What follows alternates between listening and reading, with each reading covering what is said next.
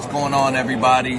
This is your former AEW World Heavyweight Champion. Once a champion, always a champion. Swerve Strickland. Whose house? Swerve's house. You're watching Tru Heel Heat podcast.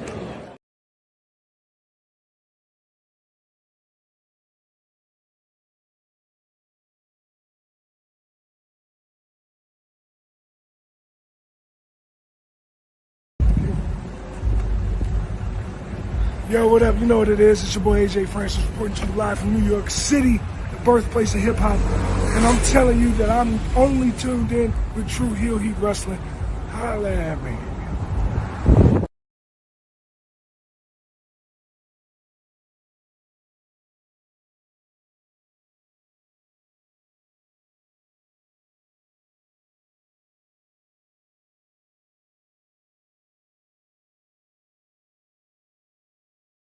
All right, hello, Tru Heel Heat. I'm the AEW World Champion, MJF. Just in case you're deaf, dumb, blind, stupid, or since you listen to this podcast, or you're listening to Tru Heel Heat, and I apologize for that.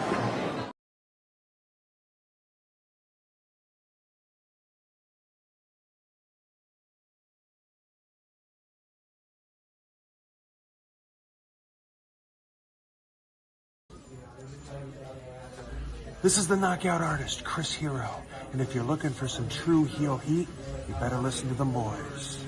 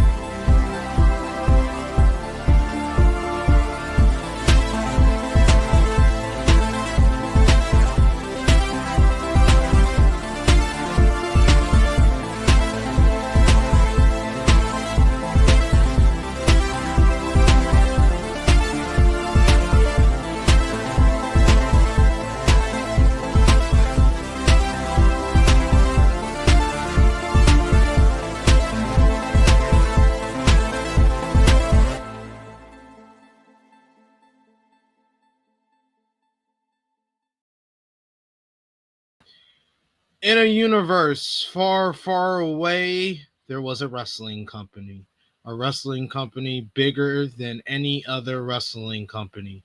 So big that they created a network that had all of their content for people to enjoy for just $9.99.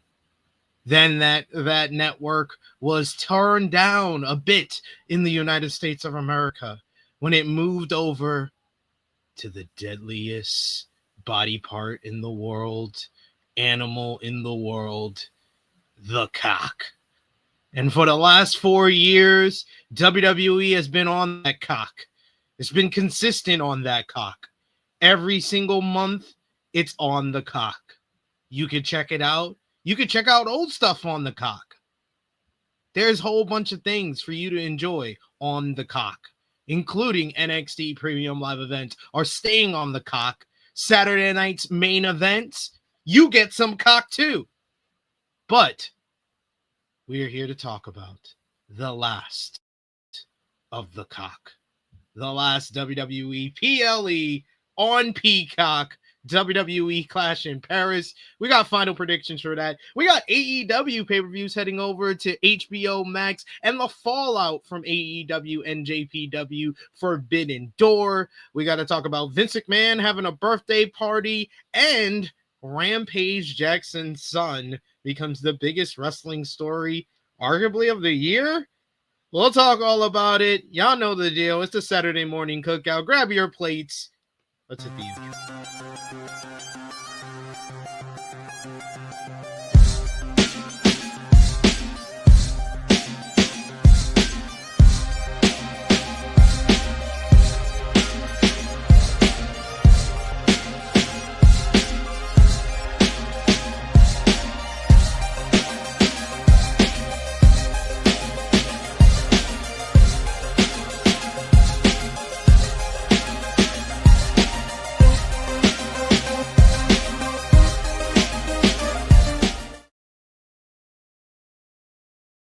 Hello, hello, hello. It is me, your Tru Heel Phenom SP3. We are live on the Tru Heel Heat YouTube, Facebook, and Twitter for Tru Heel Heat 344, the last of the cock, discussing the latest wrestling news, including you got AEW pay-per-views going over to HBO Max, potentially as early as All Out, Vince McMahon return updates, and a lot of WWE stars at his birthday party. You also got WWE, some more news in regards to different talent coming back or going on the injury reserve. You got a recap of this week in wrestling with AEW NJPW Forbidden Door 2025, featuring Will Ospreay being taken out by Jon Moxley and the Death Riders.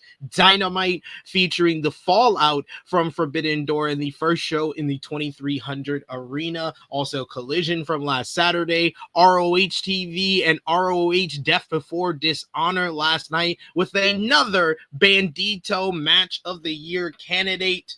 We also had CMLL last night as well, RevPro last weekend in the UK for Forbidden Door weekend, and some great matches over there. You got WWE with SmackDown last night, Sami Zayn winning the United States Championship. Monday Night Raw from this week, where Nikki Bella cooked Becky Lynch and apparently me. You also had NXT this week with the fallout from Heatwave. Heatwave we'll discuss on today's show, as well as Evolve and TNA Impact and some GCW Homecoming. Plus, we got final predictions for WWE Clash in Paris tomorrow afternoon. And to do all of that, I am joined by the trio. The trio is here. We are all back together indeed. First up, we got, of course, the princess of all the true heels herself, Miss Krssi Love. How are you doing? I'm great. I was watching the intro. I was like, damn, I haven't been here that long to see an intro. I was like, look how skinny we look. The COVID has like changed us a lot over the years. I was like, what happened to us? We were so little then. How many years ago was that? I was like, we gotta get a new intro to put Josh in it now. I know Romeo got to go on overtime because he worked hard and put JJ in the Rated Raw review intro. We need Josh in the Tru Heel Heat intro. You got to put Josh in the Tru Heel Heat intro. Yes, Josh deserves his flowers. Anyway, so Sami Zayn won a championship. What did I miss yesterday? Oh my god. Yeah, apparently missed a lot. There was a lot of wrestling yesterday. SmackDown, CMLL, Ring of Honor. So oh my god, a lot was going down yesterday. Yeah, there was a lot going down on a Friday a lot night. going down. It's Labor Day weekend. She's like, I don't have time for that. I'm recovering. That's why I'm drinking ginger ale. I don't have any coconut water, so you know. Smart woman there. Who Plus, is we it? got our other host here, the True Draw himself, Josh. How are you feeling? I'm feeling good. As far as me being in the intro, I expect myself to be in the intro maybe in 2026, knowing how Romeo operates. So you know what? Damn, not 2026. You do. I don't have any control of that. I don't know how to do that stuff. It's getting pushed back like Mortal Kombat 2. Oh. You do have to kind of call him out for him to do it. That's what JJ did. He did that for at least 2 months of calling him out, and people in the chat had to also start calling him out, including Greg Carter II and Dion Jenkins. I see Greg is with us in the chat, but I mean, just be careful, guys. You don't want to be called the C word again. That was wild. I loved every minute of it. That was one of Romeo's best. That's his second best performance in Rated Raw review, outside of when he died on the hill for Jey Uso, Bad Wrestler, being a good storyline. I remember that. Oh my god. Still the greatest episode of Rated Raw review we've ever done. But yes, we got a lot to discuss for today's show, coming off the heels of last weekend, big wrestling weekend with Forbidden Door as well as Heatwave. But we appreciate y'all for joining us live. Appreciate y'all if you're watching us on demand. Either way, show your appreciation back. The simplest way possible is by dropping a thumbs up on the video. It helps the YouTube algorithms. I don't know if Krssy's going to put the thumbs up so you could get the fireworks, but you can also share this video with all your wrestling fans, friends, and family on all your favorite social media platforms. If you are new to the Tru Heel Heat YouTube channel, hit that subscribe button, hit the bell to stay notified for all the great content here. And of course, you can sound off in the comment section if you're watching us on demand. But if you're with us live, you can sound off in the live chat, and we'd love to make you part of the show. We try to highlight as many of your comments as possible. But of course, if you're feeling generous, you want to give back to what we do here, you want to show your support to the Tru Heel Heat YouTube channel in the best way possible, you can do so with a super chat donation. Any dollar amount matters. It goes back to the contributors that you see on screen with us here, and we always appreciate the support. We got Zach in the chat who says, happy National Toasted Marshmallow Day, SP3 and Joshua. Oh wow, finally. No, Chris. I mean, he said my whole government name, but I appreciate that. Yeah, he calling you. He letting everybody know. He gonna tell you. He gonna say your address next.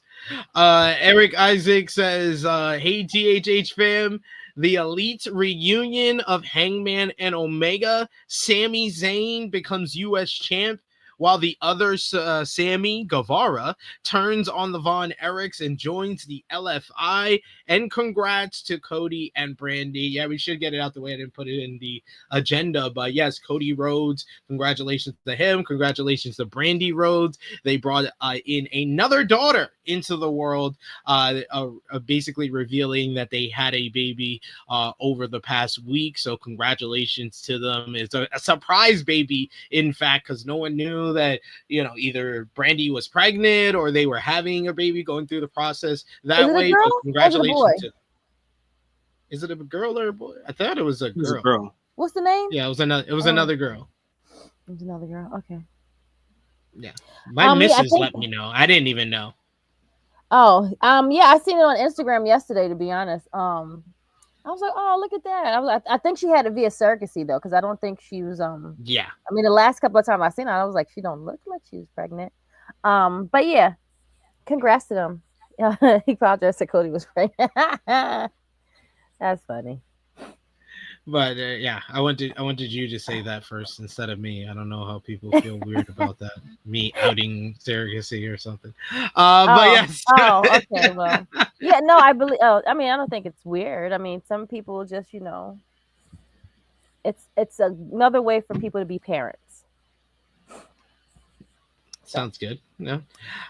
So, Josh, what about for you? What do you think about Cody and Brandy having another baby? I mean, honestly, it was random because I was like, "What the hell?" It's like she wasn't pregnant. Yeah, she was at WrestleCon recently. Yeah, and that's why I was like, when they were questioning it, I was like, she was not pregnant at all. And then if she was, she would have not made that appearance. No, at WrestleCon. So it was kind of just random. But I think what ended up happening is that I think he slipped up. I think he did like a podcast. I think it was his podcast. He did kind of slip up on it. So I think people speculated, yeah. And then basically it was revealed on social media. But he did kind of like give it away, unless it was on purpose with him, because he's a politician at this point. So he probably did that on purpose. Damn. To be fair, he is. I mean, yeah, that's what I said. To be fair, another news that I didn't put in the agenda was I meant to put it in last week, but I wasn't able to put it in. But did y'all hear about the Hulk Hogan malpractice suit that is going on? They're basically. Yeah, they're basically saying that there was basically foul play with Hogan's death. No, somebody was I mean, listen. Now that is a whole nother like scumbag shit that you're gonna do. Despite who he was and what he did, that's some real shit right there. Yeah. So basically, Yes, what it's it like says here, right? It was a botched surgery, right? Something that was botched. it's basically the forensics reported when he passed away that he died of a acute Heart attack, right? myocardial infraction, and commonly known as a heart attack. The infraction is a blockage of blood supply to an organ or tissue. Right. His passing was shocking to fans, considering how people like Jimmy Hart, Eric Bischoff, and Bubba the Love Sponge were giving their updates on him. Now the daughter of Hulk Hogan, Brooke Hogan, as like she was the first one to kind of come out and kind of tease that something was going on. Right. So while she believed that there was no deliberate foul play contributed to her father's death, Hulk Hogan's widow, Sky Daly, seems to believe something went wrong. Brooke gave her thoughts on the possibility of malpractice contributing to her father's death. Brooke had said, from what I understand, when it comes to it becomes a medical malpractice situation, it's still considered a natural death, right? Like if you die from a complication from surgery, it's not like someone went and stabbed you. It would fall under their medical malpractice case. And Sky could have her own autopsy done and say, hey, this indeed happened and I'm going to sue the doctor. But that's not really the police's jurisdiction. According to a report by TMZ, Daly is planning to file a medical malpractice lawsuit against the doctors who performed Hogan's surgery. And this past May, Daly specified that she believes a specific nerve that controls his breathing was damaged during the surgery. Sources close to CMZ say the audio of the 911 call Daly made is proof that Hulk Hogan, 71 years old, simply stopped breathing and did not suffer a sudden heart attack. She said in the phone call, my husband's not breathing. He just stopped breathing. Police were informed about the possibility of Hogan's nerve being compromised by Hogan's occupational therapist the day he died. Sky conducted her own sleuthing into the possibility of medical malpractice by ordering a private autopsy to be done on the 6-time WWE champion. The results of the autopsy have yet to be released by Daly. The Clearwater Police Department in Florida is also conducting their own probe into the matter, despite the medical examiner's office declaring the death as a cardiac arrest. So, yeah, what do you think about all of that? Foul play at hand. Now, you know what? I'm sorry, guys. I apologize. The thoughts and words of SP3 do not represent Tru Heel Heat or whatever we say on Jimmy's thing. Oh, shit. But it would be hilarious if the doctor was black. You know what? Damn. Yeah. I'm just saying. I'm not saying that you never want to see that, and you not like I said on the episode when we remembered him, you never want to see the people that loved him suffer because of his passing and him not being there for him. Do I have any sympathy, or did I have to go through a grieving process for Hulk Hogan? Absolutely not. But that's why I'm able to come up with jokes like that when I hear about stuff like this. So, but hey, any thoughts? No, I think I found his doctor. Okay, you did? Yeah.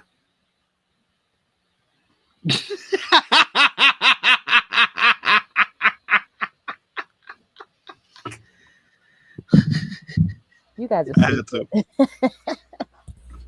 I mean, I did set that up. You gave him the alley-oop, and he got it. He shot it in the hoop. Yep. Good one. Very guys. well done. Yeah, Very I mean, in regards to that, like on a serious note, in regards to that, it's one of those things where I think it could be something that was botched. The only thing that would be hard to prove, it was done purposely. I think if it's done purposely, obviously that's like a horrific. That's even worse. Because when it comes to that, being a doctor and all that stuff. I don't think it was done on purpose, but then we also got to keep in mind that Hulk Hogan, over the years, he's had a lot of surgeries. Like, it's not like it's not a common thing, especially the amount of surgeries he's had. I remember one time where when he basically retired already, he was even talking about coming back to the wrestling ring. He said himself that he had like his 8th back surgery, and it's like that's a lot. That's, you know, obviously because of the business he was in. That's a lot. He has back surgeries, neck surgery. It's a lot. So I think it's one of those things where I think it's unfortunate of what we're hearing. But it's also one of those things where, you know, maybe, you know, his body gave out. He was 71. It could be a possibility. I don't know. We're not specialists in this, but you know, if his wife feels otherwise, you know, she'll go through the legal process of, like, you know, filing a lawsuit, and if there's more answers come out, then, you know, we'll get the truth through that. Yeah. So we shall see. We shall see. Bloody Money showing some love. He says congratulations to the new WWE US champion Sami Zayn. Also have Dream Star Grand Prix at Marigold. The main event will be Yutami Hayashita versus Maya Iwatani. That should be great. And he says DDT wrestle Peter Pan today and tomorrow. Sanal better see. I'm sure she will. She'll be up to that. Power Driver Finisher says Cody was pregnant. Yeah, if you think about it from metaphorical sense, yes, I guess so. Wow, he wrestled at SummerSlam pregnant. Holy shit! Like Naomi. y'all thought Naomi was something, man. Cody was able to hide it very well. Cody was 8 months. It was 8 months apparently. 9 months. He was 9 months pregnant. Jesus. Project Finisher says, yeah, on any ramble, we just dismissed the story when Romeo tried bringing it up. Yeah. I was like, I figured I better bring it up. And you know, Romeo makes the thumbnails, and he put Hogan in the thumbnail last week, and I just forgot to talk about it. I'll be honest. I just forgot to talk about it. Not that I don't care. I'm not saying that I don't care. I'm not gonna say that. It's just, I mean, honestly, I forgot too. You know, we forgot completely. It's not like one of those things where we just didn't talk about it because we just didn't feel like talking about it. It just happened, and then after the fact, we're like, oh shit, we forgot to talk about it. I mean, it happens. It happens. There was a lot of stuff that was going on last week. You know, it happens, but at least we're talking about it now. So yeah.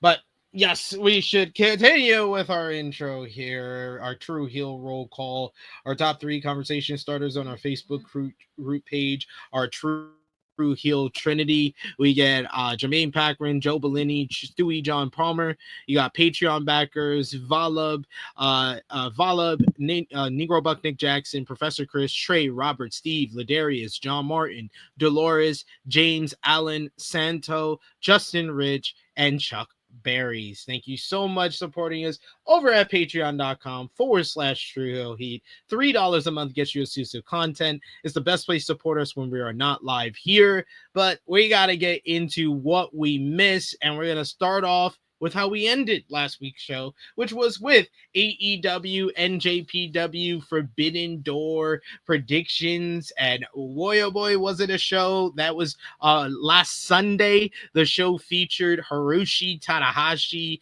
Darby Allin, Kota Ibushi, Kenny Omega, and Will Ospreay defeating the Death Riders and the Young Bucks in an absolutely insane spectacle of a lights out steel cage match, including that forking someone in the goddamn ear to where they have a hole in their ear. Hiroshi Tanahashi trying to be convinced by his tag team partners to not murder himself.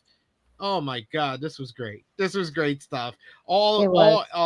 All 10 men deserve a round of applause, and they got it at the end, putting their bodies on the line. Darby Allin and Gabe Kidd going through a table off the top of the cage. We had Omega going at it with Gabe Kidd. He had Will going off the cage with a big moonsault. In the end, it was the Hidden Blade, One Wing Angel combination, and then all the baby faces giving the win to the retiring Hiroshi Tanahashi to get the 1, 2, 3 for the victory. Post-match, you get Ospreay bidding farewell to the London London crowd.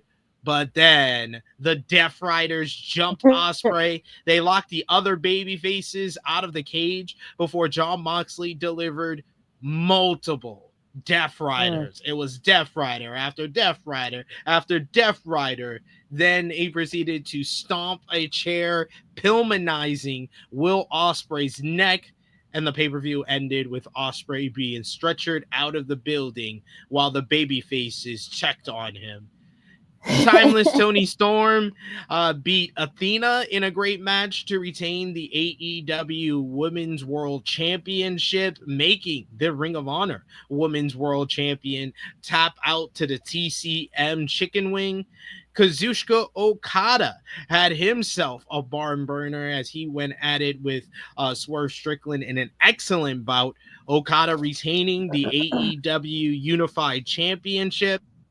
Post-match, Okada brutally attacked Swerve's knee with the steel chair against the ring steps. Then Wardlow made his return and attacked Prince Nana while Swerve was forced to watch. Wardlow, it was then revealed as the newest member of the Don Callis family. Speaking of the Callis family, you had Kyle Fletcher picked up a win over Hiromu Takahashi in a banger to retain the TNT championship. Over on the ladies' side, you had Mercedes Moné beat Persephone, Alex Windsor, and Pozilla in a good four-way to retain the TBS championship. On 0 Hour, you had Megan Bayne and Triangle of Madness picked up a win over Harley Cameron, Chris Statlander, Queen Aminata, and Willow Nightingale. During the match, Aminata and Tekla fought to the back, with the fight continuing between the two during the main card. This led to Triangle of Madness coming up to jump Aminata until the returning Jamie Hayter made the save. Bodito had defeated FTR and the Hurt Syndicate in a very fun three-way match to win the AEW World Tag Team Championships after interference from Gates of Agony and Ricochet, who attacked Bobby Lashley and Shelton Benjamin. Zack Sabre Jr. beat Nigel McGuinness in a brilliant technical wrestling clinic to retain the IWGP World Heavyweight Championship. And finally, it was Hangman Adam Page defeated MJF in a tremendous encounter that got a little overbooked at the end, but they definitely killed it here, where Hangman Adam Page defeated MJF to retain the AEW World Championship. What a show it was for Forbidden Door. They set the record for the largest attendance in an arena show in company history. They also set the attendance record for the O2 Arena for a professional wrestling show. So quite the big accomplishment for All Elite Wrestling on this night. Krssi Love, what did you think? Overall thoughts on Forbidden Door? Forbidden Door was great. Job well done, and they didn't lie about their seating, because you saw the people there and it looked pretty much full, like they said. They're not lying about their numbers like some other people we know. What a great show! I loved every minute of it. I missed the first match because I didn't have the link, but everything else I saw, so it was great. Which you didn't even talk about, to be honest. I don't think you even talked about Christian Cage, did you? Oh, yeah, I didn't bring up Cope and Christian picked up the win over Nick Wayne and Killswitch in the opener to the show. Good matchup, just not one of the better matches. This show had nothing but pretty much great matches throughout the night. There was even that match, which you could probably say was the worst match, it was still good. That's the bar. Really? I thought the 0 Hour matches were great too. Yeah. The Ricochet and GOA versus Jet Speed and Michael Oku was a lot of fun. Oh, those sexy men right there. Oh, yeah. And totally Deonna killed freaking Michael Oku with that pounce. Michael Oku. Oh, that was great. Yeah, that was great. That pounce was insane. That was no joke. I felt bad for Michael Oku. I was like, he getting pounced like that in front of his family and friends? That was ridiculous. Josh, rare occasion you didn't join us for the AEW pay-per-view review since it was on a Sunday and we did the review on Monday. But what did you think about Forbidden Door? Honestly, I thought it was a great pay-per-view. We were, we were me and SP3, we were guests at Johnny's house. Oh yes. Really appreciate his Yes. hospitality. He was awesome. So we were able to enjoy the show like that. It was kind of crazy, man. It was seeing some of those matches. Great matches. The opener, right? The opener was okay, but I do feel like it was more of like a crowd kind of thing where it was like, all right, we're getting Cope and Christian back. I think it was more of that, just to get out of the way, the singing and all that stuff. And I thought it worked out. I thought it worked out for the most part, honestly. And besides that, I mean, that fucking main event, oh my God. The main event was we know AEW, when they get to these kind of matches, we know, like, we expect violent, we expect all that stuff, but that ear spot, Jesus Christ. Like, yo. And it's not the worst thing Darby has done. Right? It's not that's what's crazy about Darby Allin is like, I'm at the point where I'm very numb when it comes to Darby Allin because I'm like, yo, if he does something, it's like, damn, this is not even the worst thing he's done. It's like, right, not to that point. And the ear spot wasn't the worst thing he's done probably in the company so far. But I mean, overall, man, I really enjoyed the show. A lot of people, right? Big crowd. I think even the pay-per-view buys, I think apparently are like in a good track too. So it was overall success. There's a reason why, they're still doing Forbidden Door because they're one of their biggest gate shows they do every year. So they're gonna keep doing it. No matter what, they're gonna keep doing it. Obviously, this year was a little bit different because it was in August compared to like last year, and also G1 season. So it was a little bit different, but I do feel like for what we got, it was still a great show. Definitely agree there. I thought that this was, I've said it multiple times this week, that I felt like this was the best paced AEW pay-per-view of the year. I thought the match placement, I didn't have a lot of complaints about it. I thought it was well paced throughout the night. Everything felt like it was in the right pace, and everything pretty much for the most part got the right amount of time, which I had those issues with both Double or Nothing and All In. I didn't have the issues with that on this one here. Krssi Love, what did you think about the most polarizing match on the show? Hangman Adam Page versus MJF. There's people that love the matchup. There's people that hate the matchup, mostly for the final 5 minutes or so. That was definitely overbooked. But what did you think about that match? I knew there was. I didn't mind the match. It was a little longer than it should have been. I feel like it could have been over after those 5 minutes, but overall, it was great. We knew he was not going to win due to that contract thing or that whole you gotta just fight me because without the contract BS or whatever. So we knew that there was another way that he's going to win the championship eventually soon because you can't just finish Hangman's reign right now. So, but overall, I was satisfied with the match. What about you, Josh? What did you think about kind of the feedback on this matchup from last Sunday? I mean, I enjoyed the match myself. I get the overbooking stuff, but I don't know where that I am when it comes to stuff like that. If I always feel like, hey, we've probably seen the worst stuff, then to me it's not the worst thing in the world. But then also when you have MJF involved, I mean, you kind of expect some kind of overbooking-ish kind of aspect. I'm used to it at this point. I'm not saying that it's a great thing, but I'm used to it when it comes to MJF. So it just, I'm not saying that it fit the match for that, but, the whole suspense of was he going to win or not? Yes, he has a contract, but then sometimes you never know. So I thought they did a decent job when it comes to that.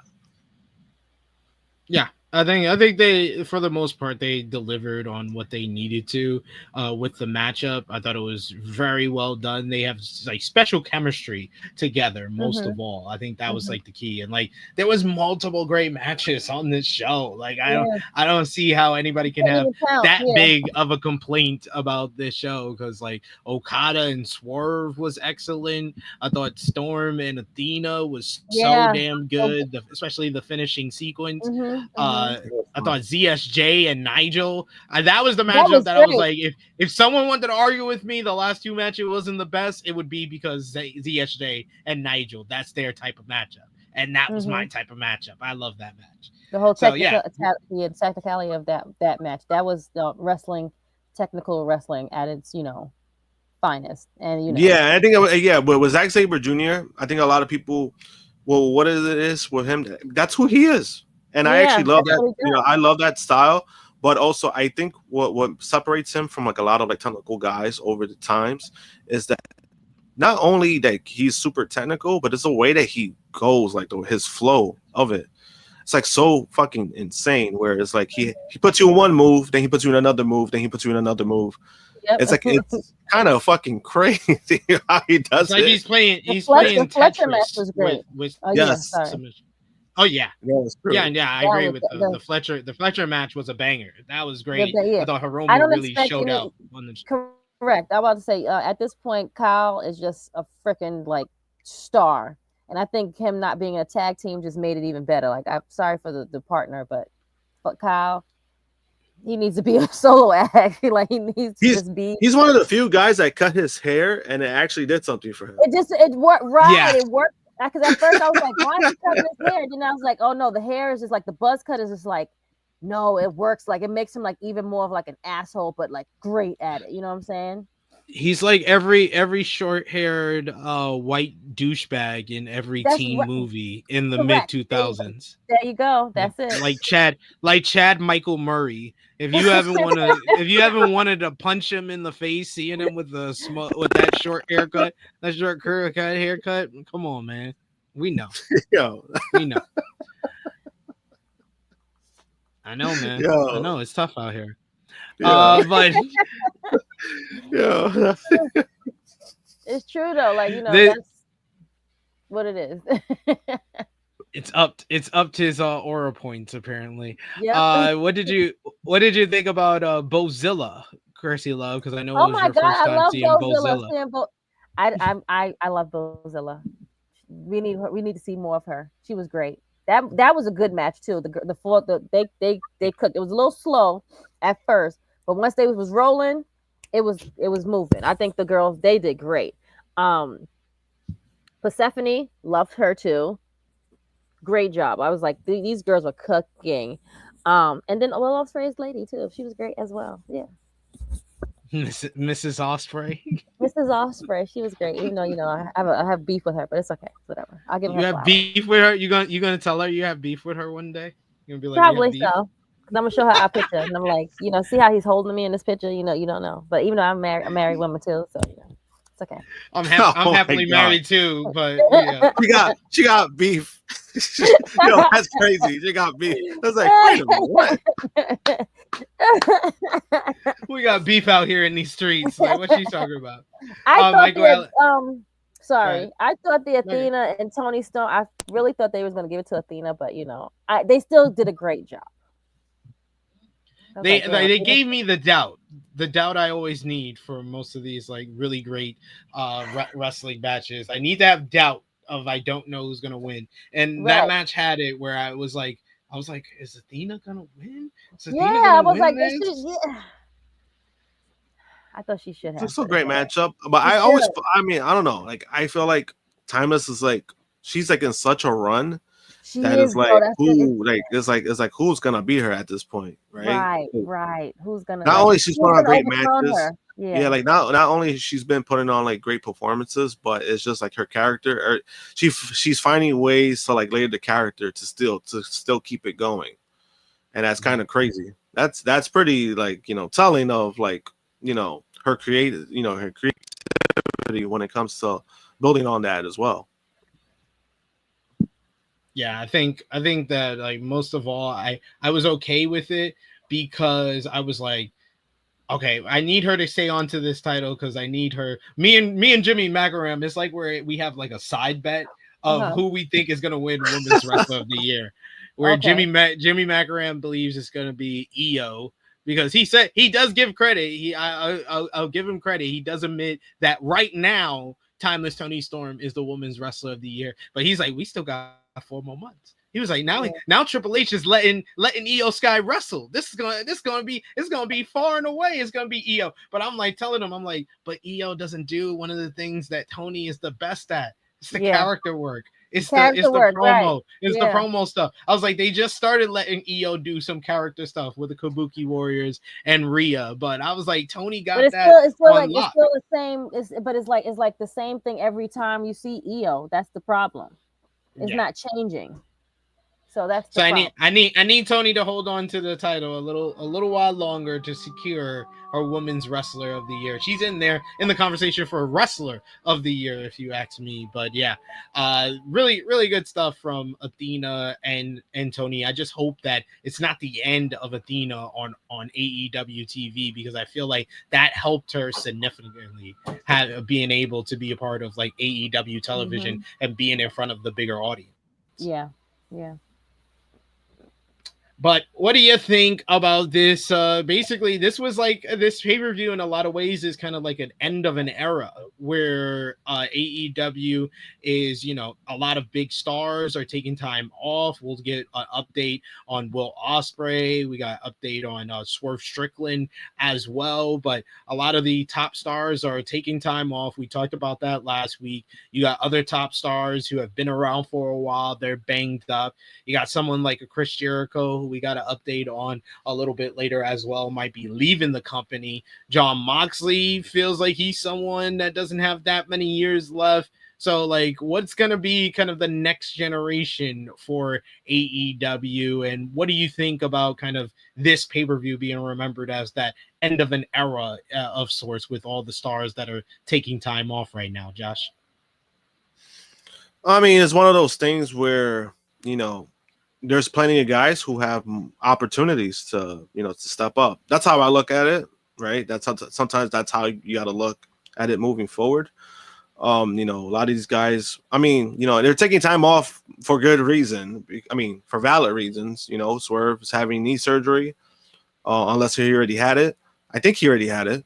Ospreay's getting neck surgery. Yeah, he's getting neck surgery, and that's a timetable of, it could be 6 months, it could be a year, so you never know.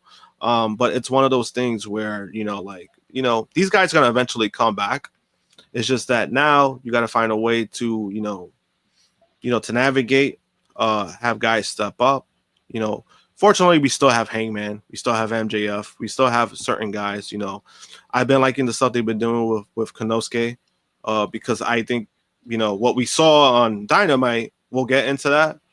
I think they have something good in their hands when it comes to like maybe a certain match that might happen. You never know, but it's one of those things where it's just it's a situation where guys could step up, and if you step up, and you've seen in AEW, there's guys who step up, they're gonna get a lot of TV time.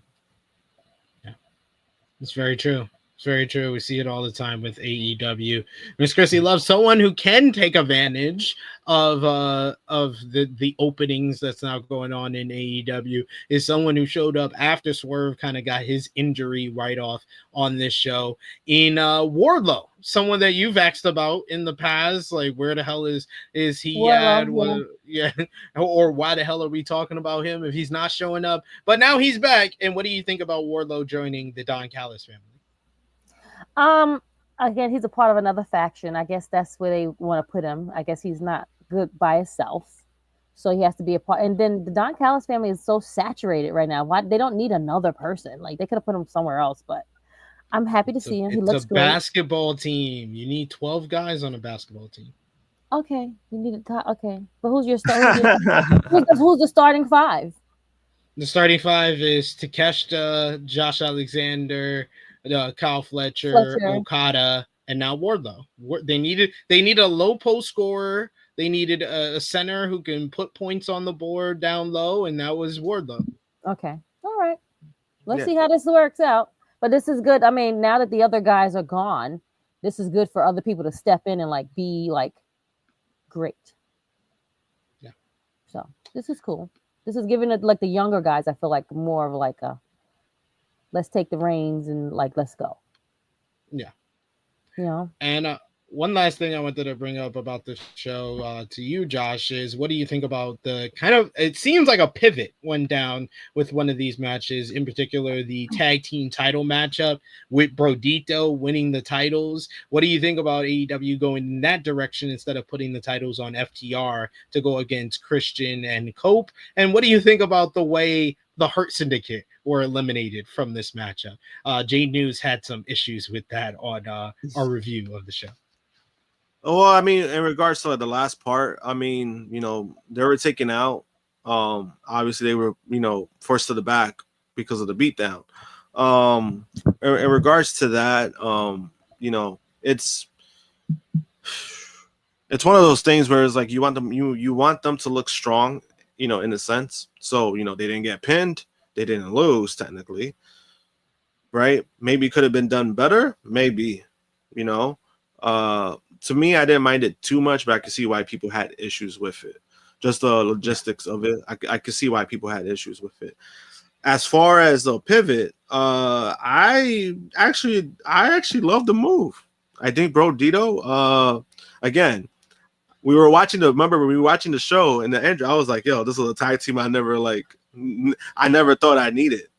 And, you know, their chemistry, like, you know, for two guys who, you know, they've known each other, but we don't know if they ever had like tag team matches together. It looked like they've been tag team for years.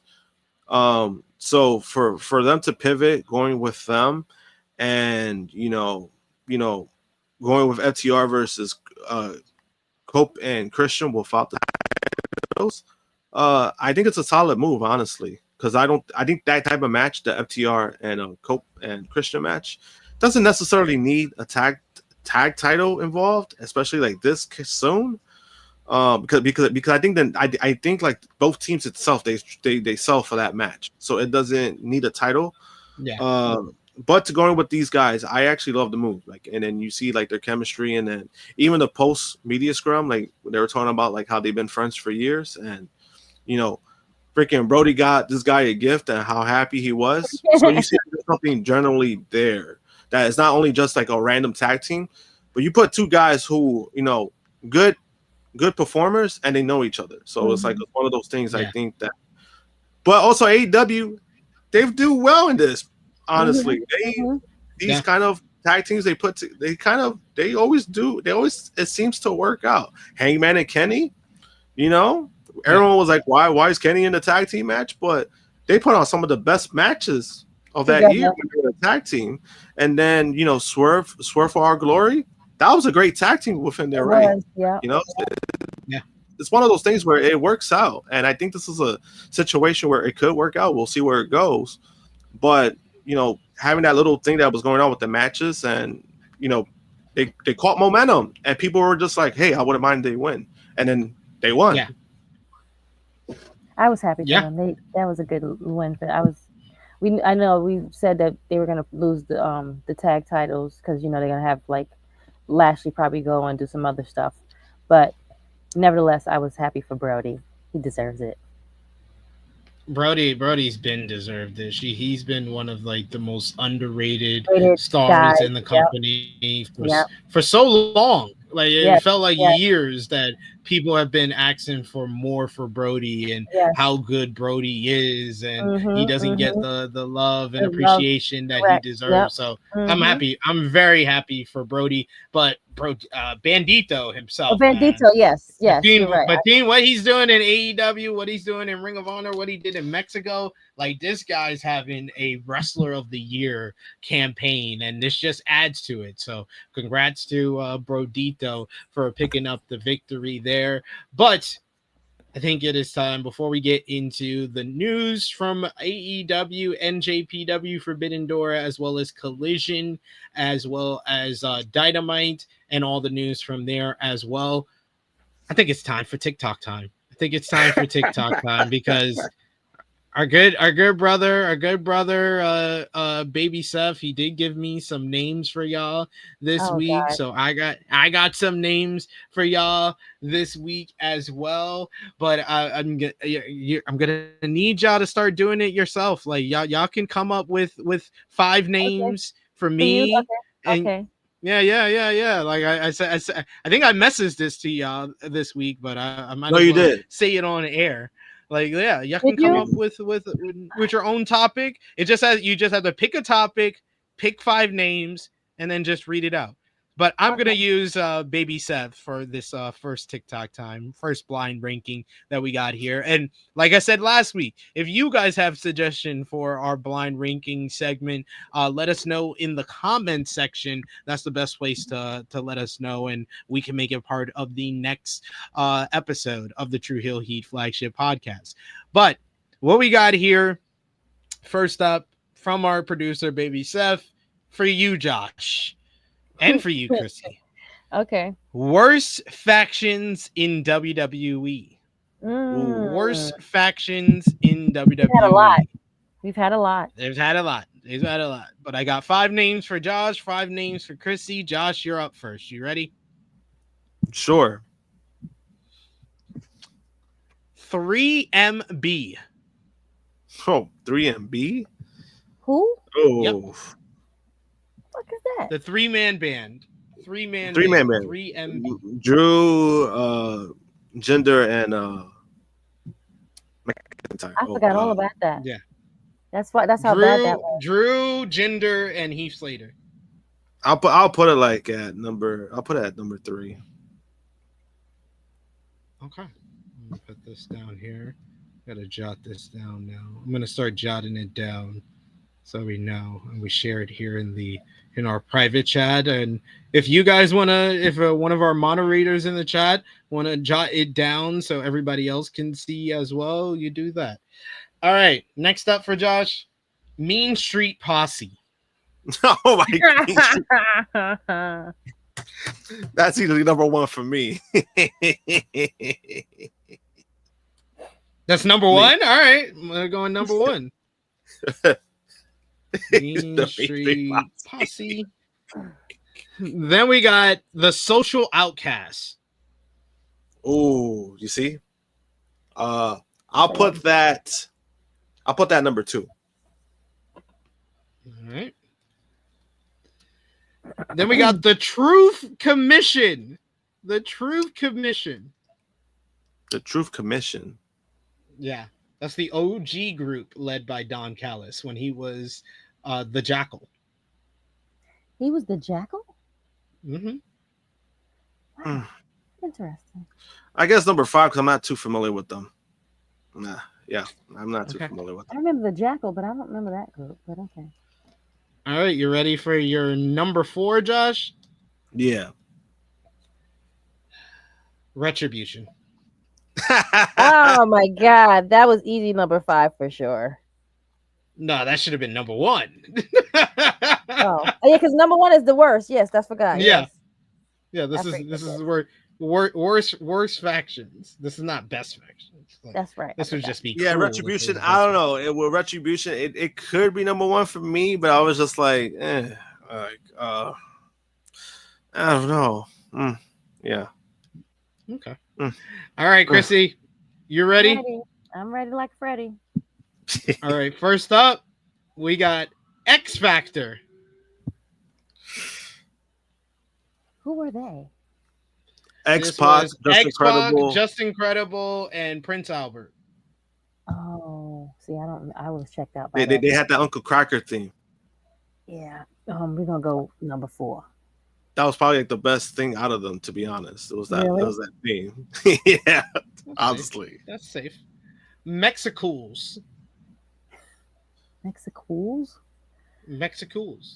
Remember that was Psychosis. Who Super else? Crazy and Super Crazy. Oh yes. Okay, let's do Guerrero, who didn't last very long in the company when they made that 2. that faction. We're going 2. No, it's pretty high. Then we got New Nexus. led by CM Punk. New Nexus. You got 1, 3, and 5 open. It's fine. I'll give it 5. Oh, okay. She's like, CM Punk is enough to keep it Make at the it high. bottom. Yeah. Then we got The Core. Oh. 3 and 1 is left, right? Yeah, 1 and 3 is left. 1 and 3. Give it 3. And the number 1 for you, the League of Nations. That's fair. That's actually not a bad list at all. Right. Not a bad list at all. I like it.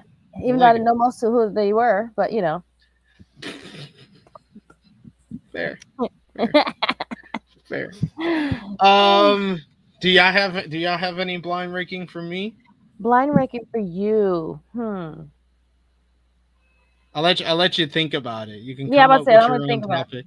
You could come up with 5 names for the worst faction one, and we can play it like that. And okay, but if y'all don't, I'll just go. Give us some time, and I'll find one. All right, next I got greatest tag teams. Tag teams ranked from 1 through 5. Krssi, 5 being the best, right? Yeah, 5 being 1 being the best. 1 being the best. Okay. Yeah. Greatest tag teams. 1 being the best. Okay. All right. Krssi Love, I have for you. Wait, let me make sure I have this written down here.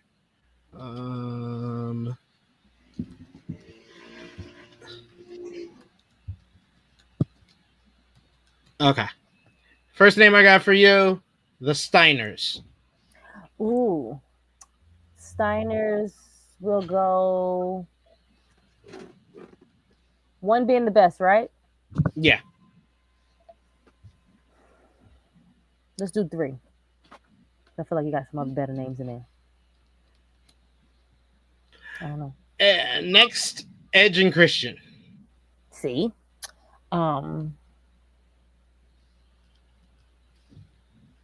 2. Next, we got the Hardys. Fuck. God damn it.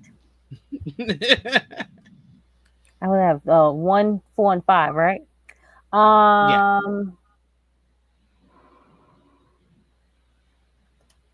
Give them 1. I got 4 and 5 left. Yep. The Dudleys. Fuck you. Oh, damn it. No, that's fine. You can put them in the bottom. Fuck Bubba Ray. That's true. Okay, 5. Damn, you went 5 on the masses. You hate them. Damn, I just put a battery. I just put a battery on her back. You did. And it charged up real quick. So number 4 is who? Number 4 is the APA. That's fair. I like my list. That's great. No problem. Yeah, that's not that bad. I would have put Dudley's at 4, but everything else is fine. That was actually the best one so far. Yep. Best blind Okay. ranking so far. Okay. Best blind ranking so far. All right, it is now time for I got Josh here. Oh, you have one?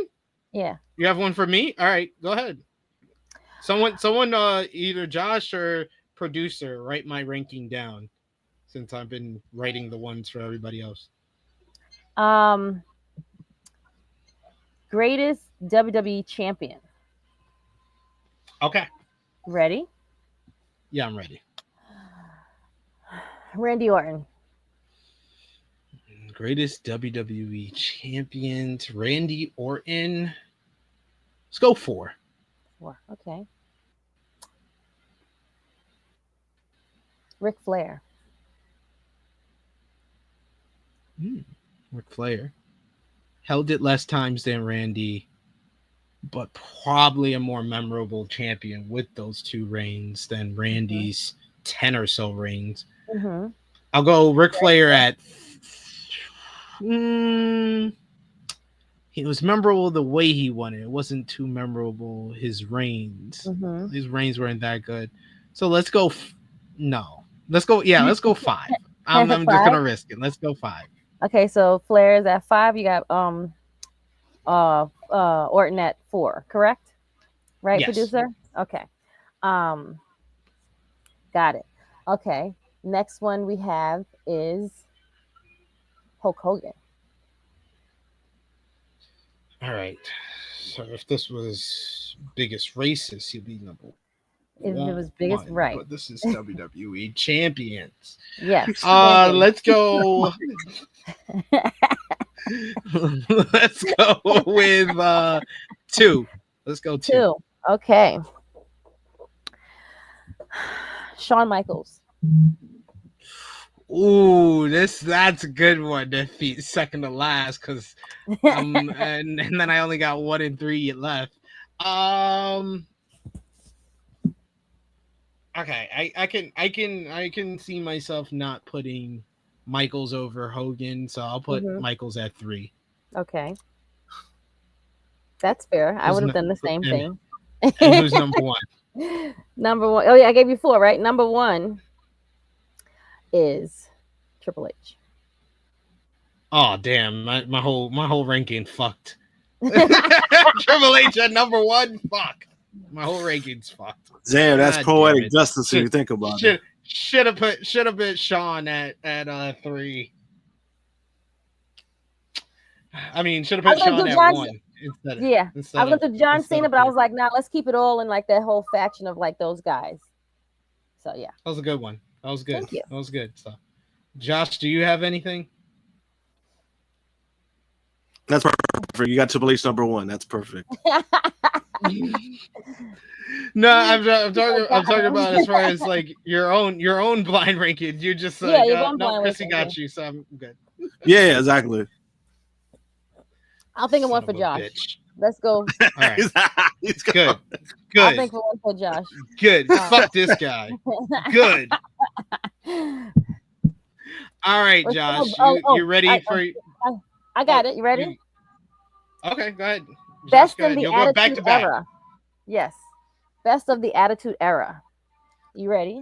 Best of the Attitude Era? Yes. Wrestler. Ready? Oh, all right. Let's see. The Rock. The Rock? I'm going to put The Rock. Oof. See? I'll put The Rock number 2. Ken Shamrock. 5.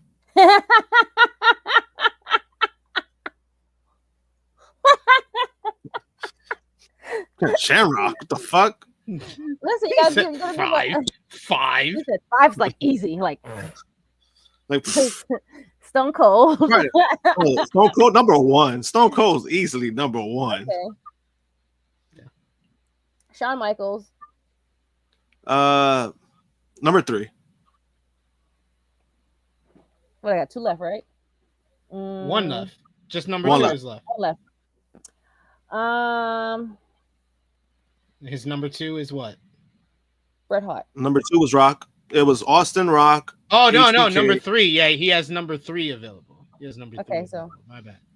Bret Hart. No, I said Michaels. I said Michaels was number 3. She said Shawn Michaels. Oh, so you have your number 4. Your number 4. Yeah, so I have number 4. Like that's the last one. So who's number 4? I said Bret Hart. Oh, all right. That's pretty good. Not bad. Not a bad list for you. Yeah, because Bret Hart wasn't there very long during the Attitude Era, right? Exactly. Yeah, I mean I actually like that list. You did pretty good. Oh shit! Once you said Austin, I'm like, come on, that's easily. I know.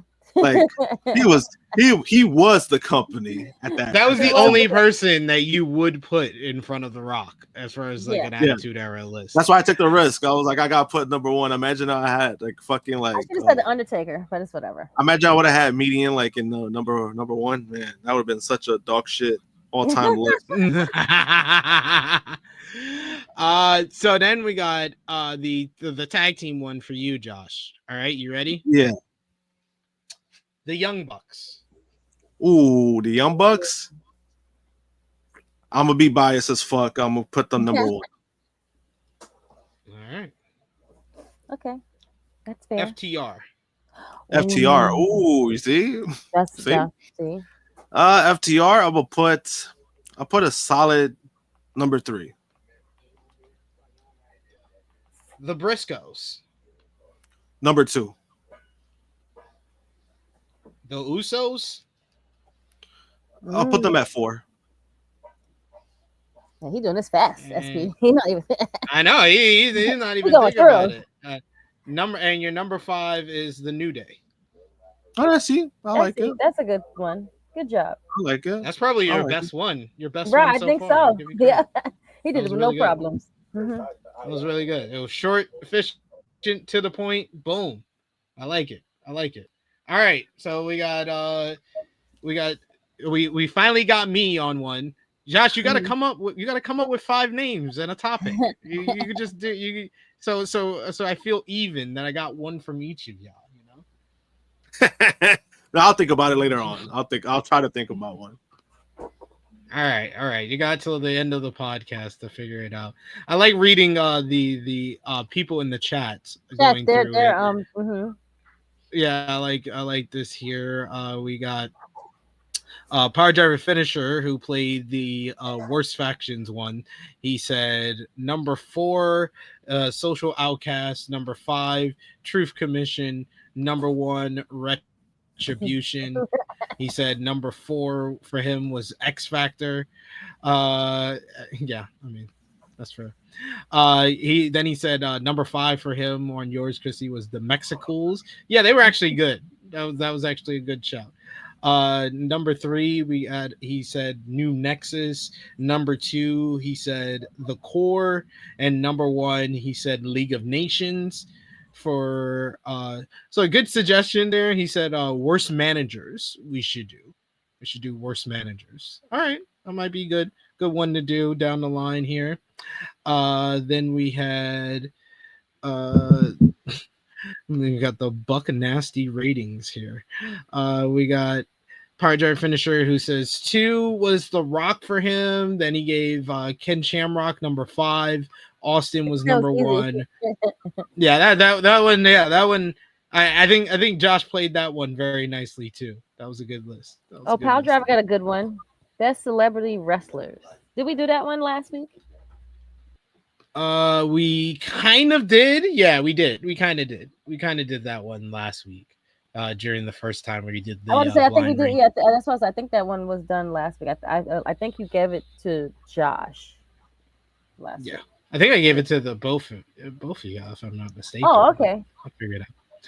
We do have a super chat donation here from our main man Volub. Thank you so much, Volub, for the support. He says, "What it do, THH fam? Can't hang out long, brother out here touching grass. Shout out to Bandito and Hechicero. We're gonna definitely show some love to them when we get over to Ring of Honor as we go through the Converse here. So don't you worry at all. We got top 5 pay-per-view names. That's a good one. Ooh, that's a good one. I like that one.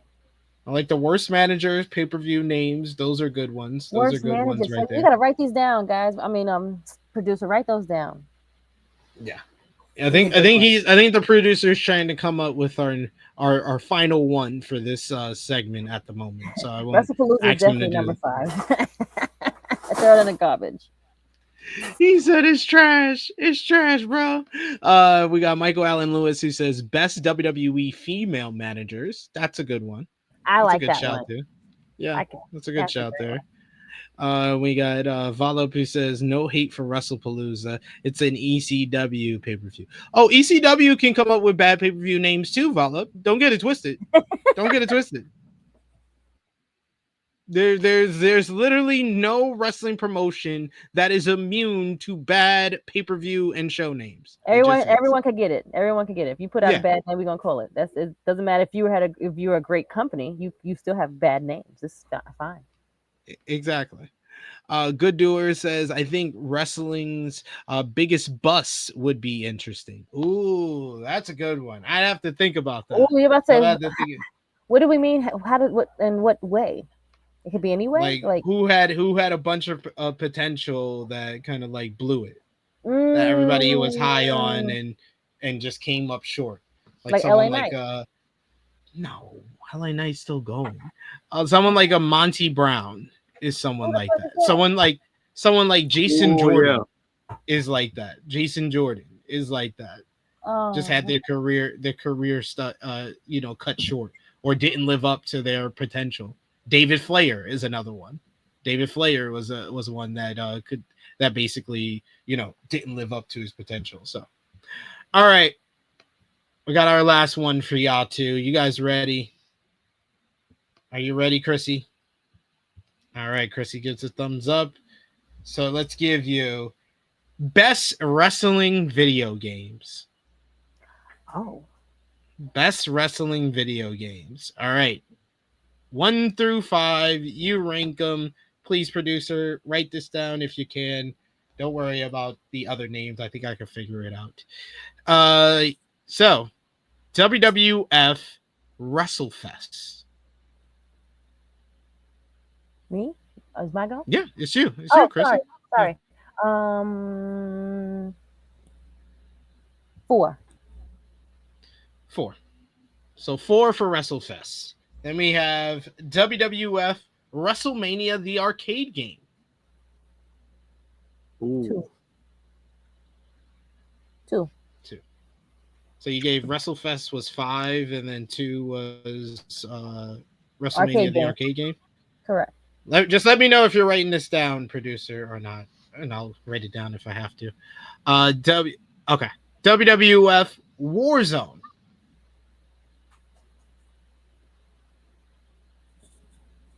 3.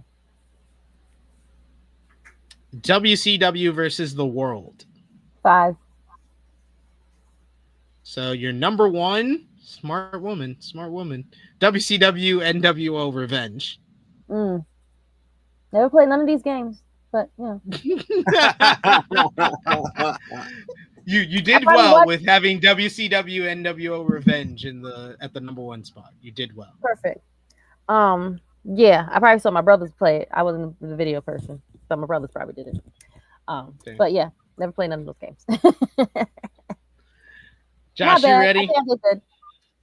Yeah.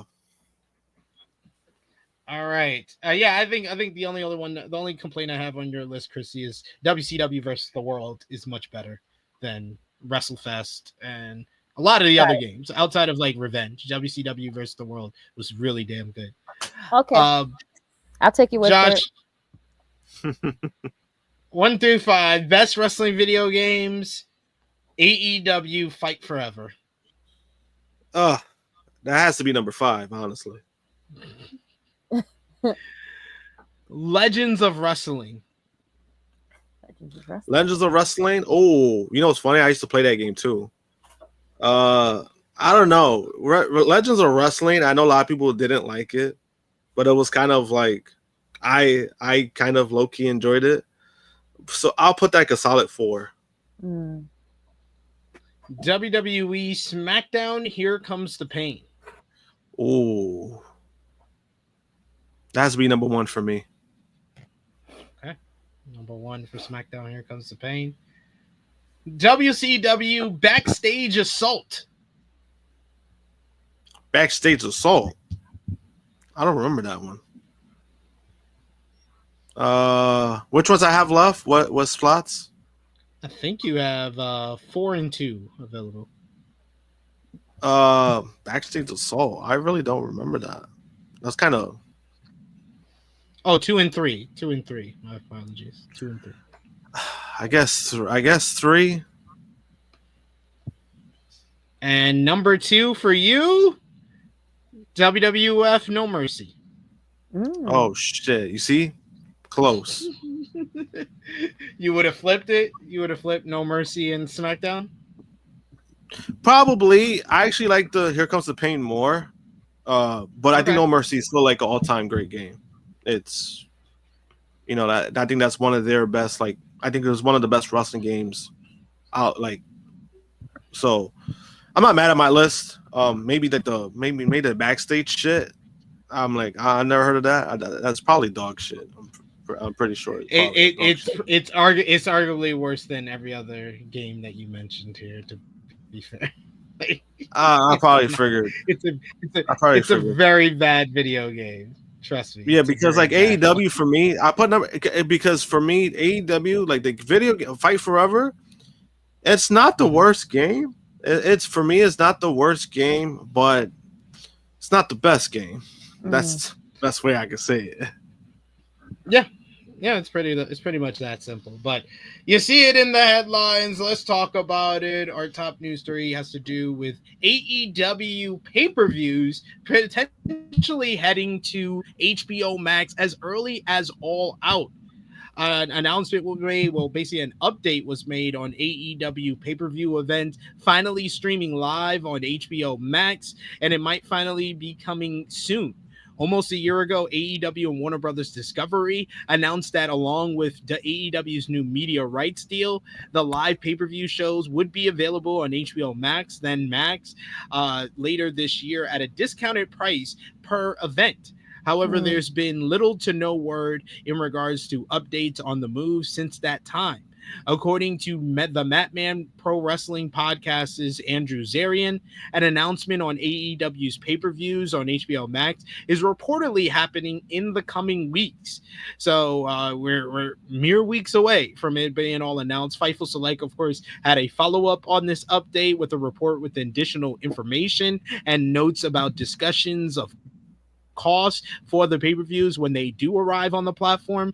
According to the report, people close to the situation have said that they expect other platforms to continue showing AEW pay-per-views even after they are integrated into HBO Max. AEW has Prime Video as a distributor, as well as Triller TV internationally for pay-per-views, though Triller is no longer airing them domestically. For obvious reasons, HBO Max will be pushed as the preferred method for pay-per-views and on AEW broadcasts. The report also notes that there have been a few possibilities in terms of cost. One idea was that the cost of HBO Max would be deducted from AEW pay-per-views for each buy, with another being a $10 discount applied on Max.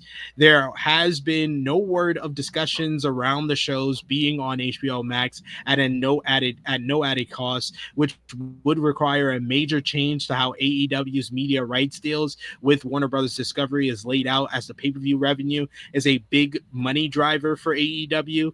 Fightful was told back at the time of the announcement that AEW's media rights deal with WBD, where it was said that pay-per-views would be eventually coming to the platform, that HBO Max, then just Max, was not close to ready for live pay-per-view or other purchase type broadcasts.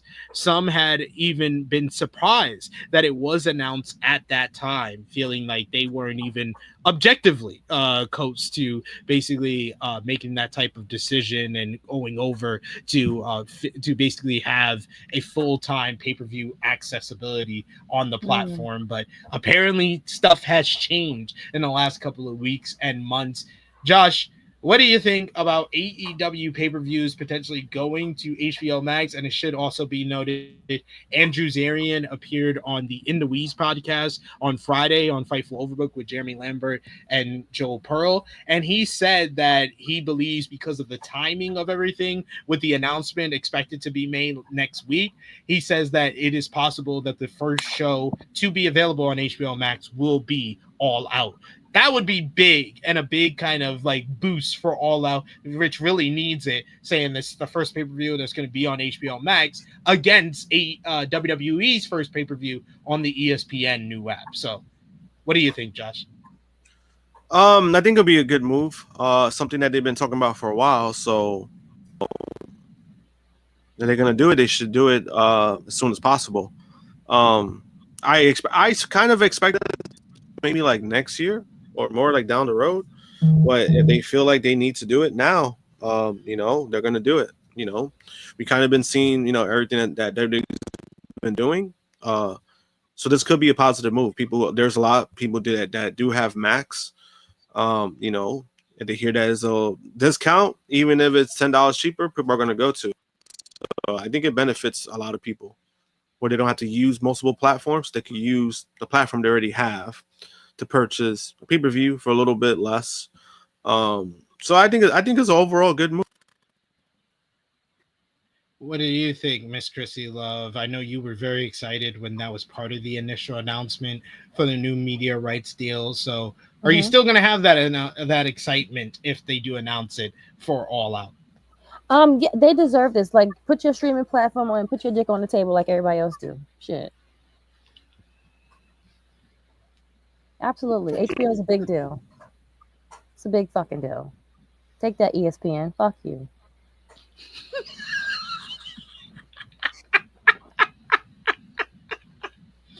I love Krssi just keeps it always real. 100% real. Yeah, I think it's going to help their exposure, yes, and accessibility, because there's going to be more people. There's too many platforms that you have to go to. Sorry to cut you off. There's too many platforms that they have to go to, like, watch their stuff anyway. You understand what I'm saying? So having it on this streaming platform, it'll have it sit and have all their stuff at this place is better. Because you can't do Trilla. Amazon is stupid. Like, all these other things for you to be able to watch this stuff. Because I was watching the 0 Hour and I was like, they had all these things come across the fucking screen of how you can watch this stuff. It's just like one platform. Put all your money over there, and people will be easy, and people will be more accessible to get it that way. Even if it's just for like a discounted price and not for free. Yeah, even for a discounted price. WWE got 5 million freaking streaming platforms.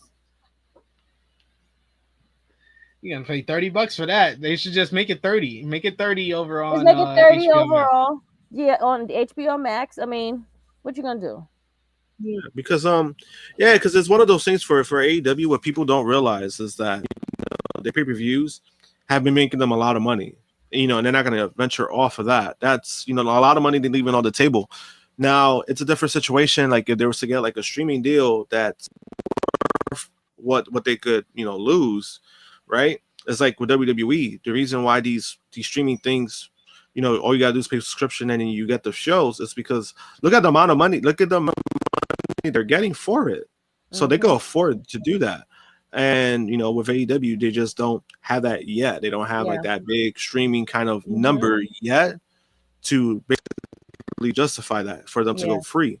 But at the end of the day, if people are still going to pay, it's better than $50 we've been seeing their numbers for the review buys, because they know what they're getting. Right, you know what you're getting at this point when it comes to AEW pay-per-view. But it's one of those things where I think that doesn't necessarily change until they get that big money deal. Yep. Yeah. I think. Go ahead, Krssi. They're gonna pretty much that their pay-per-view is always gonna cook. They haven't given you a bad pay-per-view yet. Might be some bad matches, but not a bad pay-per-view.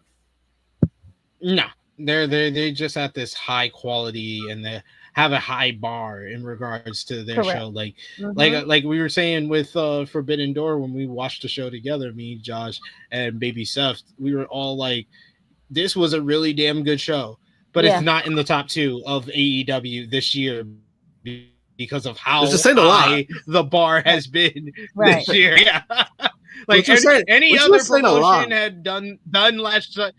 had done last Sunday's show, they would be like, "Oh, this is the show of the year. This is one of the best shows I've seen all year." For AEW, it was a good show. It was a good show. That's the bar that they have risen for themselves. Yeah, because granted, even like realistically, like Revolution and Dynasty, they're actually really good pay-per-views. It's just that the main event is the one that kind of ruins that. Now Dynasty, I kind of look at it a little bit different just because of what we're getting at All In. But within that moment, people felt like it was a bad decision of Swerve not getting the title. So kind of hurt the pay-per-view. But overall, that was actually a solid pay-per-view. Like, it was a good pay-per-view.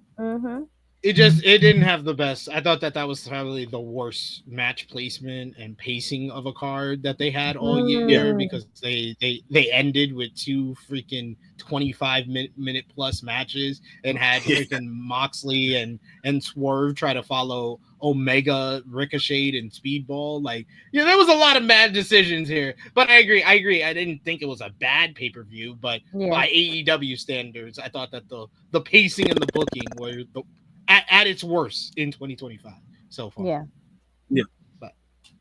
But we got more news to discuss, and we'll keep you posted on the latest in regards to AEW potentially moving to Max.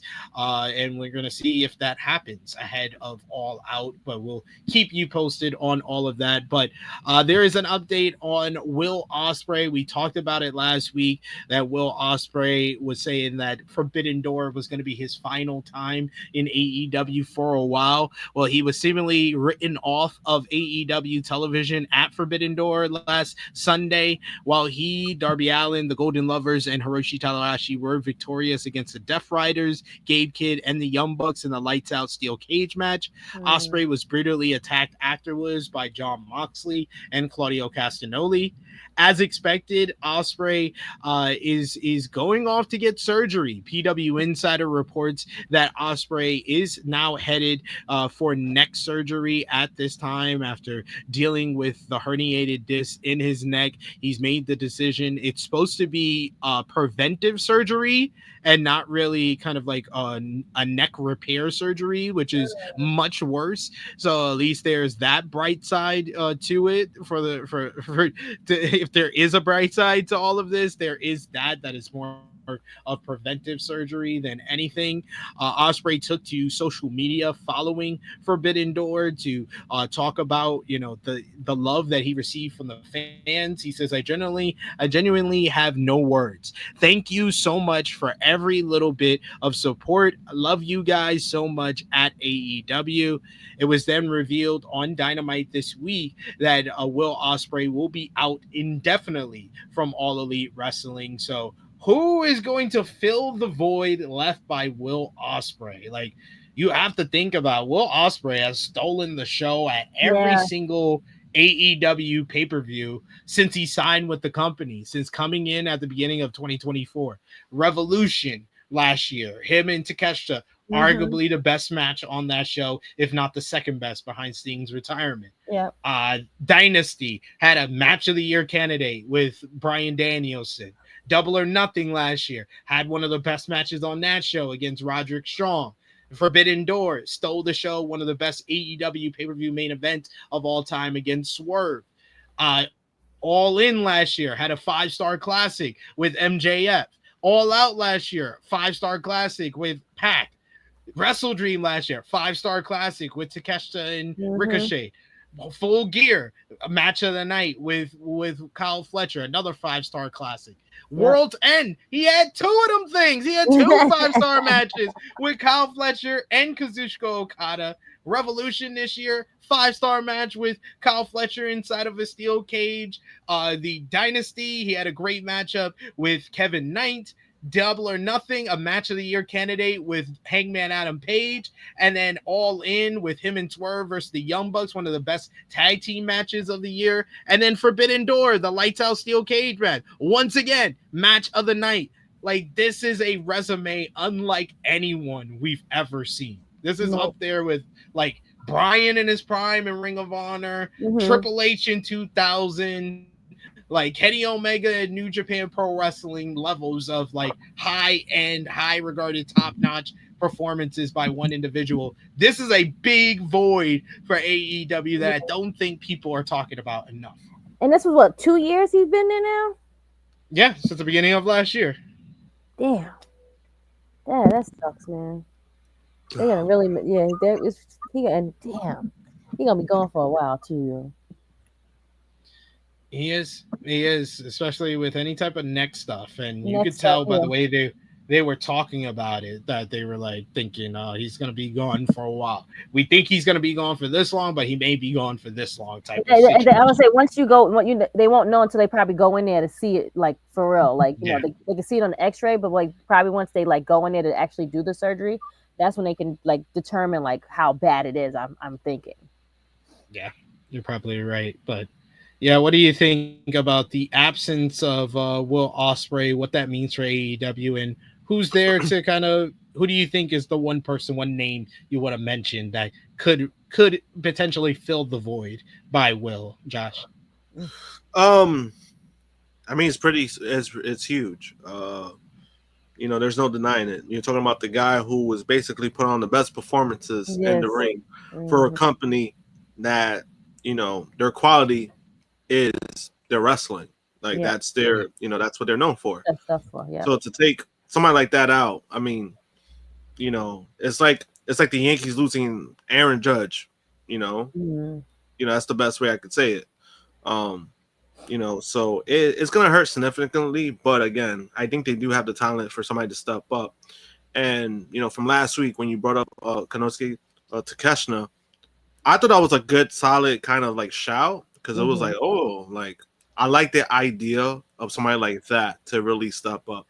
He just won the G1, so it's like, I think that if you're ready to put a rocket on somebody's back, regardless of his, if he doesn't speak English or not, he's the guy to fucking do it, And then, you still have like somebody like Okada, when he's motivated, still one of the best in the world.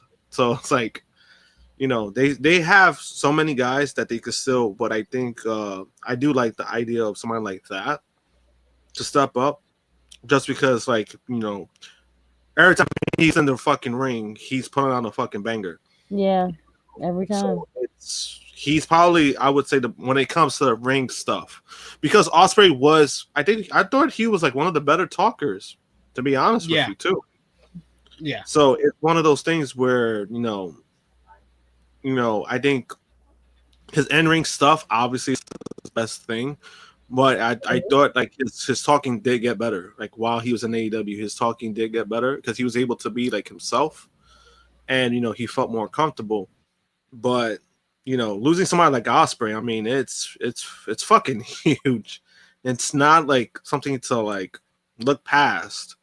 But again, like when one person goes down, so many guys have opportunities to really step it up.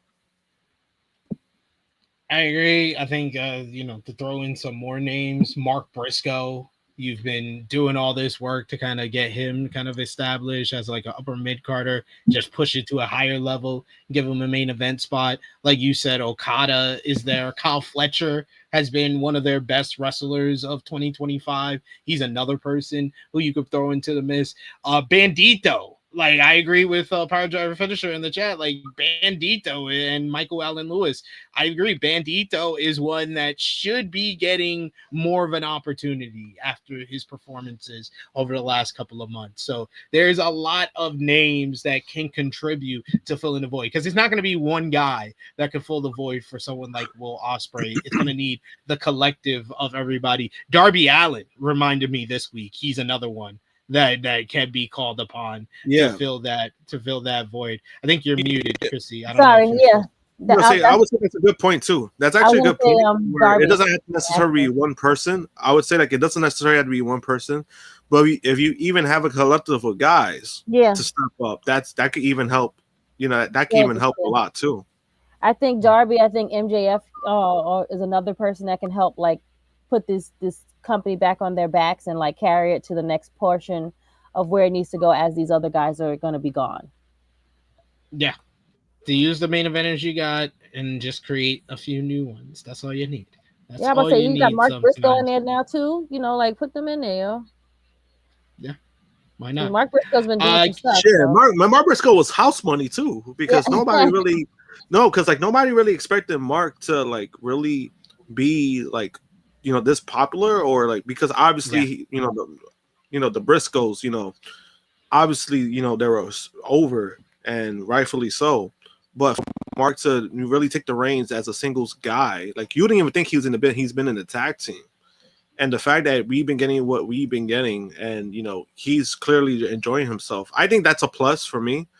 But he's somebody that was like, holy shit, like we have somebody here. And every time he comes out, when he has a match, it's always a great. He always performs, even if it's 5 minutes, if it's 7 minutes. You're gonna get something out of Mark. Yes. Yeah, He always comes through, and yeah, he's someone that I thought they should have been pushing, and especially heading into Forbidden Door, but now they got the chance to do even more with him. But we'll keep you posted on that. Someone else who was mentioned as far as like the injuries as of late is Swerve Strickland. Swerve Strickland has been confirmed that he is getting knee surgery or got knee surgery on Wednesday. He got knee surgery. He confirmed on social media after a couple of various reports went around about Swerve's condition following Forbidden Door last Sunday, where he was kind of written off of AEW television moving forward, thanks to an attack by Kazuchika Okada. It's confirmed that he is getting knee surgery on his torn meniscus that he's had for 6 years. Yes, 6 years. He underwent the surgery to repair it on Wednesday. He posted a picture to Instagram. He suffered the torn meniscus back in 2019 when he was in WWE training at the Performance Center and decided to get it rehab following Forbidden Door. So Swerve is another key loss for AEW at the moment. And like I said, that's why it's going to take a collective unit to kind of fill in the gaps for him while he's away. Someone who can fill in the gaps, who was kind of put into this whole report about Ospreay and Swerve this week, was Kenny Omega. He took to social media to comment on a report that he's dealing with serious pain currently. The report came from the Wrestling Observer newsletter and noted that while discussing Swerve Strickland and Will Ospreay's injuries, that Omega is battling very serious pain. Omega responded to a post on social media about that news and wrote, everybody is in some way right. Let's not worry about me, though. We got work to do next week. I'll be fine. Omega was part of the Lights Out Steel Cage matchup at Forbidden Door and will be competing in an 8-man tag team matchup on next week's Dynamite. So we'll see where Omega is out. I think that it is kind of telling to me that he's only been kind of featured in a part-time basis since his return earlier this year. So I wouldn't be surprised if that continues. And that's the best way for him to go with all the wear and tear on his body over the years. So I understand. Any thoughts on Omega's status moving forward? And he's going to have to be one of the important people if Ospreay and Swerve are not around.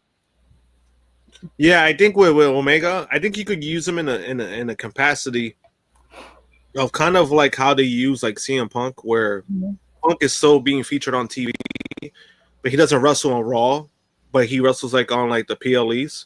You could do something like that with Kenny Omega. I think I'll be fine with that. At least he's there.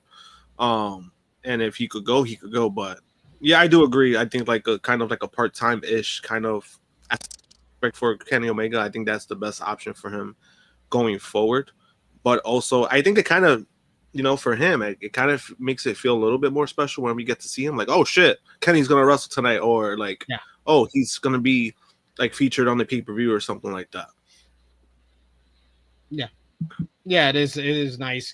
I think like more of like the Roman type schedule for Kenny is probably going to be best. Just that he, of course, wrestles a lot more than Roman Reigns, because Roman Reigns barely wrestles, but he will be wrestling tomorrow, and we'll talk about that a little bit later here. One last report when it comes to people who made their return at Forbidden Door. Jamie Hayter made her return at the pay-per-view. A new report has a couple of notes about her return. As noted, Hayter came back at the show and made the save Queen Aminata, who was being attacked by Tekla, Julia Hart, and Sky Blue. Fightful Select reports that, to no surprise, the plan has always been for Hayter to feud with Tekla on her return. As per as has been reported, Hager did not initially think that she was hurt after her match with Mercedes Moné back at AEW Double or Nothing, and ended up not being cleared. Tekla's debut was moved up due to Hager being on the shelf, and thus that's how Tekla was introduced, and that she could be involved in writing Hager off for her injury. Feiffel's new report notes that Hager got praise for working through the spot with Tekla that wrote her off. So glad to see Jamie Hader back. That was a nice little surprise on the show that I didn't expect at all. What about you, Krssi? Did you expect it? I like to see it. She got a good pop when she came back. As deserved. So I was happy. And then they didn't put on the 0 hour. They put on like the on the main. Learn their lesson from last year. So it was a good thing that they did it. So. Finally, as far as the pay-per-view buys for AEW NJPW Forbidden Door, the Wrestling Observer newsletter reports that the show was virtually the same as this year's Double or Nothing pay-per-view, which had between 122 to 130,000 buys. So some good numbers there, keeping it consistent with some of their big shows this year. Not as big as the all-in number, but still very good for Forbidden Door, especially afternoon show. Cable numbers were down from Double or Nothing, as was overall US and Australia numbers. However, the difference may be that it aired on primetime in the UK, which had higher numbers than usual. Forbidden Door aired in the afternoon in the US as well. So some good news in regards to business. They set the record for the highest attended pro wrestling event at the O2 Arena, 18,992. So a very, very great and successful week for AEW, and that should did pretty much continue to Wednesday, but we'll talk about Wednesday and Saturday right now. You had Saturday AEW Collision. It did a record low rating in the rating, as it did 281,000 viewers. The show featured Konosuke Takeshita picking up a win over Tomohiro Ishii in a straight up banger. Hiromu Takahashi and Skyflight beat the Don Callis family in a decent 8-man tag opener. Isla Dawn made her AEW debut in a loss against Megan Bayne, while Queen Aminata and Willow Nightingale, they picked up a win over the Triangle of Madness in tag team action. Post-match, Bayne, Penelope Ford, and Triangle of Madness jumped Willow and Aminata until Harley Cameron made the save, making her return in the process, while Chris Statlander had to make the save for Harley. So y'all know how that went. Zack Sabre Jr. answered the best wrestler alive open challenge to pick up a win over Max Caster, and then stared down with Nigel McGuinness post-match. And the Young Bucks, Rod and Todd, they picked up a win over the Paragon in an awesome main event matchup. Then you had Dynamite this past Wednesday. They did 585,000 viewers, so down on the overall viewership, but another really good show. The post Forbidden Door episode featured Jon Moxley beating Daniel Garcia in a damn good opener to the show. Post-match, Wheeler Yuta turned down Darby Allin's challenge for All Out, while Moxley tried to talk some sense to Garcia, who was crashing out over the loss. This led to Yuta cutting a promo on Philadelphia until Hook made his return with new music to lay him out. Finally, in regards to the Death Rider verse, finally you had Darby Allin defeating Claudio Castagnoli in an absolutely splendidly insane Falls Count Anywhere matchup that went all over the 2300 arena and featured one of the most gnarly bumps you will see this year, as Claudio tossed Darby into the announce table from the ring like he was Bam Bam Bigelow and he was Spike Dudley. In the end, Darby picked up his first win over Claudio in 3 bouts. Post-match, the Death Riders jumped Allen, led by Gabe Kidd, who dropped Darby right on his fucking head. Then Darby fought back and escaped through the crowd to close the show. You also had the show opening, which saw FTR come out with Stokely Hathaway to complain about losing their AEW World Tag Team title match at the pay-per-view and threatened the referee, Paul Turner. This led to Adam Copeland distracting FTR for Christian Cage to give Stokely Hathaway the unprettier, which broke out in a brawl. After FTR and CNC were separated, Cope and Christian announced they will face FTR at AEW All Out in their hometown of Toronto. The Ops picked up a win over Ricochet and Gates of Agony in a very good match to retain the AEW World Trios Championships, thanks to interference from MVP. Post-match, you had Hurt Syndicates, Bobby Lashley, and Shelton Benjamin. They came out to brawl with GOA. Chris Statlander and Harley Cameron defeated Penelope Ford and Megan Bayne in a good matchup. Post-match, Bayne attacked Statlander and Harley until Willow Nightingale came down for the save. The Don Callis families, Kazuchika Okada, Josh Alexander, and Hechicero, along with G1 winner Konosuke Takeshita, beat new AEW World Tag Team Champions Brodito and Jet Speed in a super fun all-star 8-man tag team matchup. MJF, we heard a promo from him wanting revenge on Mark Briscoe for getting involved in his match with Hangman Adam Page. He's pissed about the new 1-week rule for the AEW World Title Shot contract and going to take Hangman's soul and title. It should be noted that it was announced by Tony Khan on the Forbidden Door post show that the Casino Gauntlet contracts have to be invoked at least 1 week in advance before the title match, which MJF was none too pleased.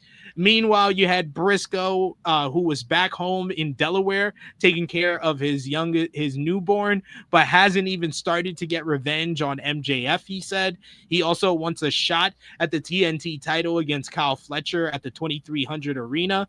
Later, we heard from Hangman Adam Page, who talked about Will Ospreay being taken out, MJF, and Forbidden Door until Don Callis interrupted and staked the Don Callis family's claim to get a shot at the title.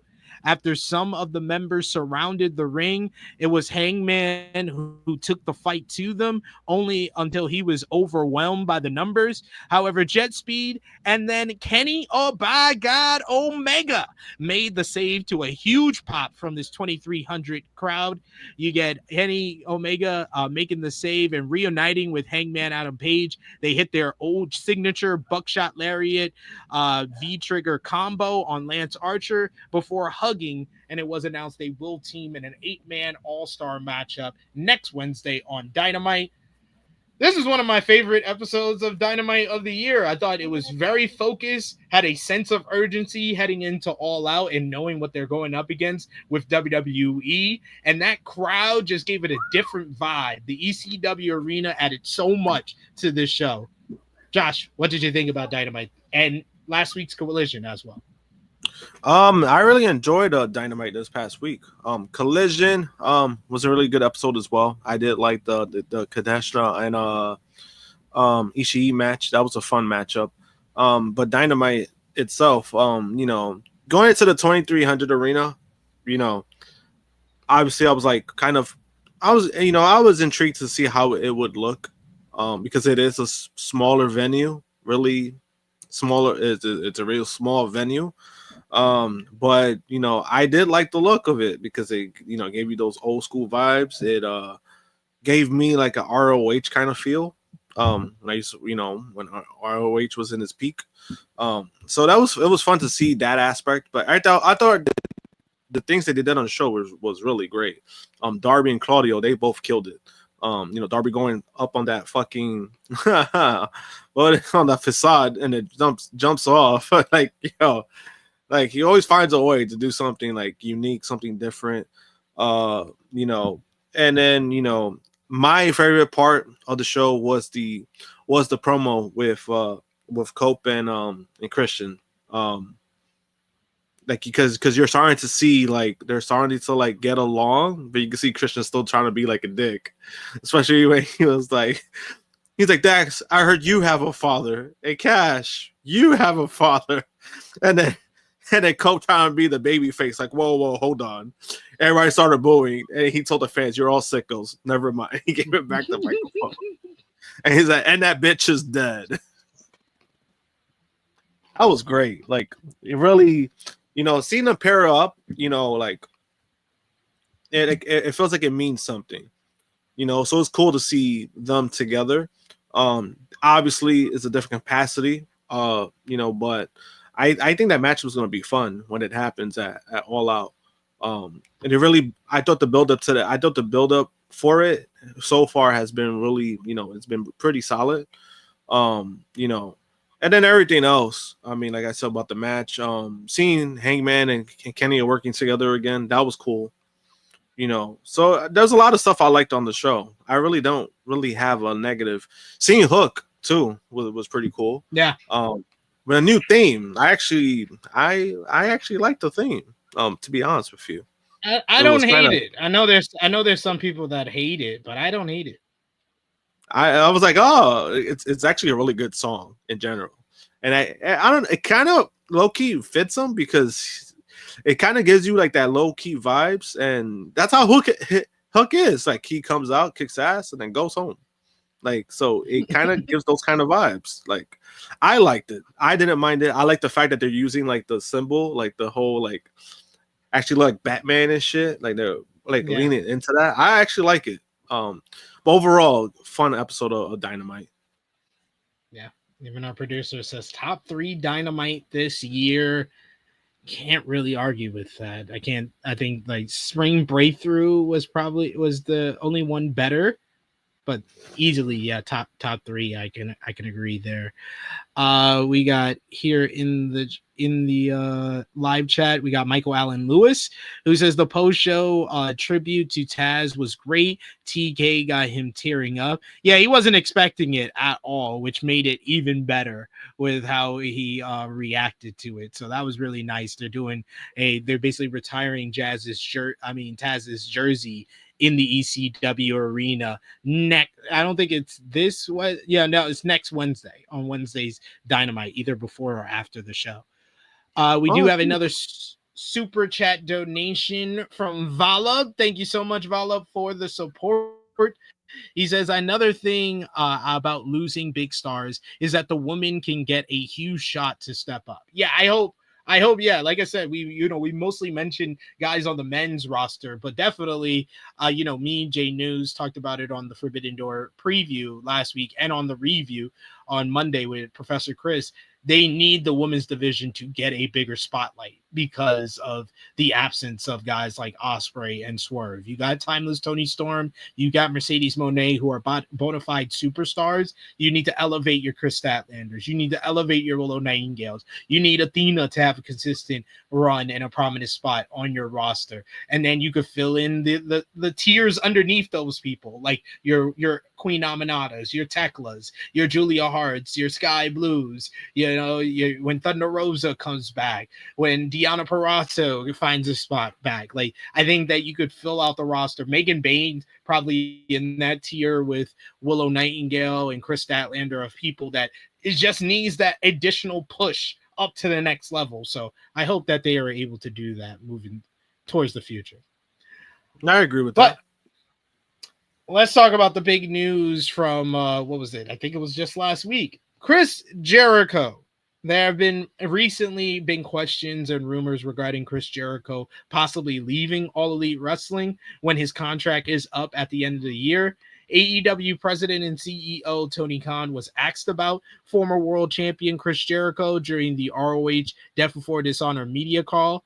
According to Khan, he'd very much like to have Jericho back in AEW, or at least when the time presents itself. On Chris Jericho, he said, "I would never be where I am in AEW without Chris Jericho, nor would we be in a position where I could have bought ROH. I'm very grateful to Chris. I think the world of Chris, and I would love to have Chris back. He's been a great star for us since the very beginning of AEW and ROH as well. If and when the time presents itself, hopefully I would love to have Chris back. I think the world of him. Chris Jericho is always in the highest of standing with me, AEW and ROH. He has been a great ambassador, leader, friend to all of us. Chris Jericho is a huge part of our company here. As previously reported, Jericho's current contract with AEW is due to expire in December. Additionally, the AEW star liked a post on Instagram mentioning that his contract ends in December and that he'd be potentially open to returning to WWE. Jericho hasn't appeared on AEW television since losing the ROH World title to Bandito at AEW Dynasty. In the latest PW Insider Q&A, Mike Johnson noted that there have been conversations backstage within WWE about a potential Jericho return. He added that he has heard from talent this week that believes that Jericho has made overtures to WWE to gauge if there is interest in him returning once his current AEW deal expires. So he's at least putting the feelers out there. So we're gonna do it again, just like we did last week, Josh. 0 to 100. Chris Jericho leaving AEW and returning to WWE. Has it changed in the last week for you? What did I give last week of him leaving AEW? I think I gave it 85%. Mm-hmm.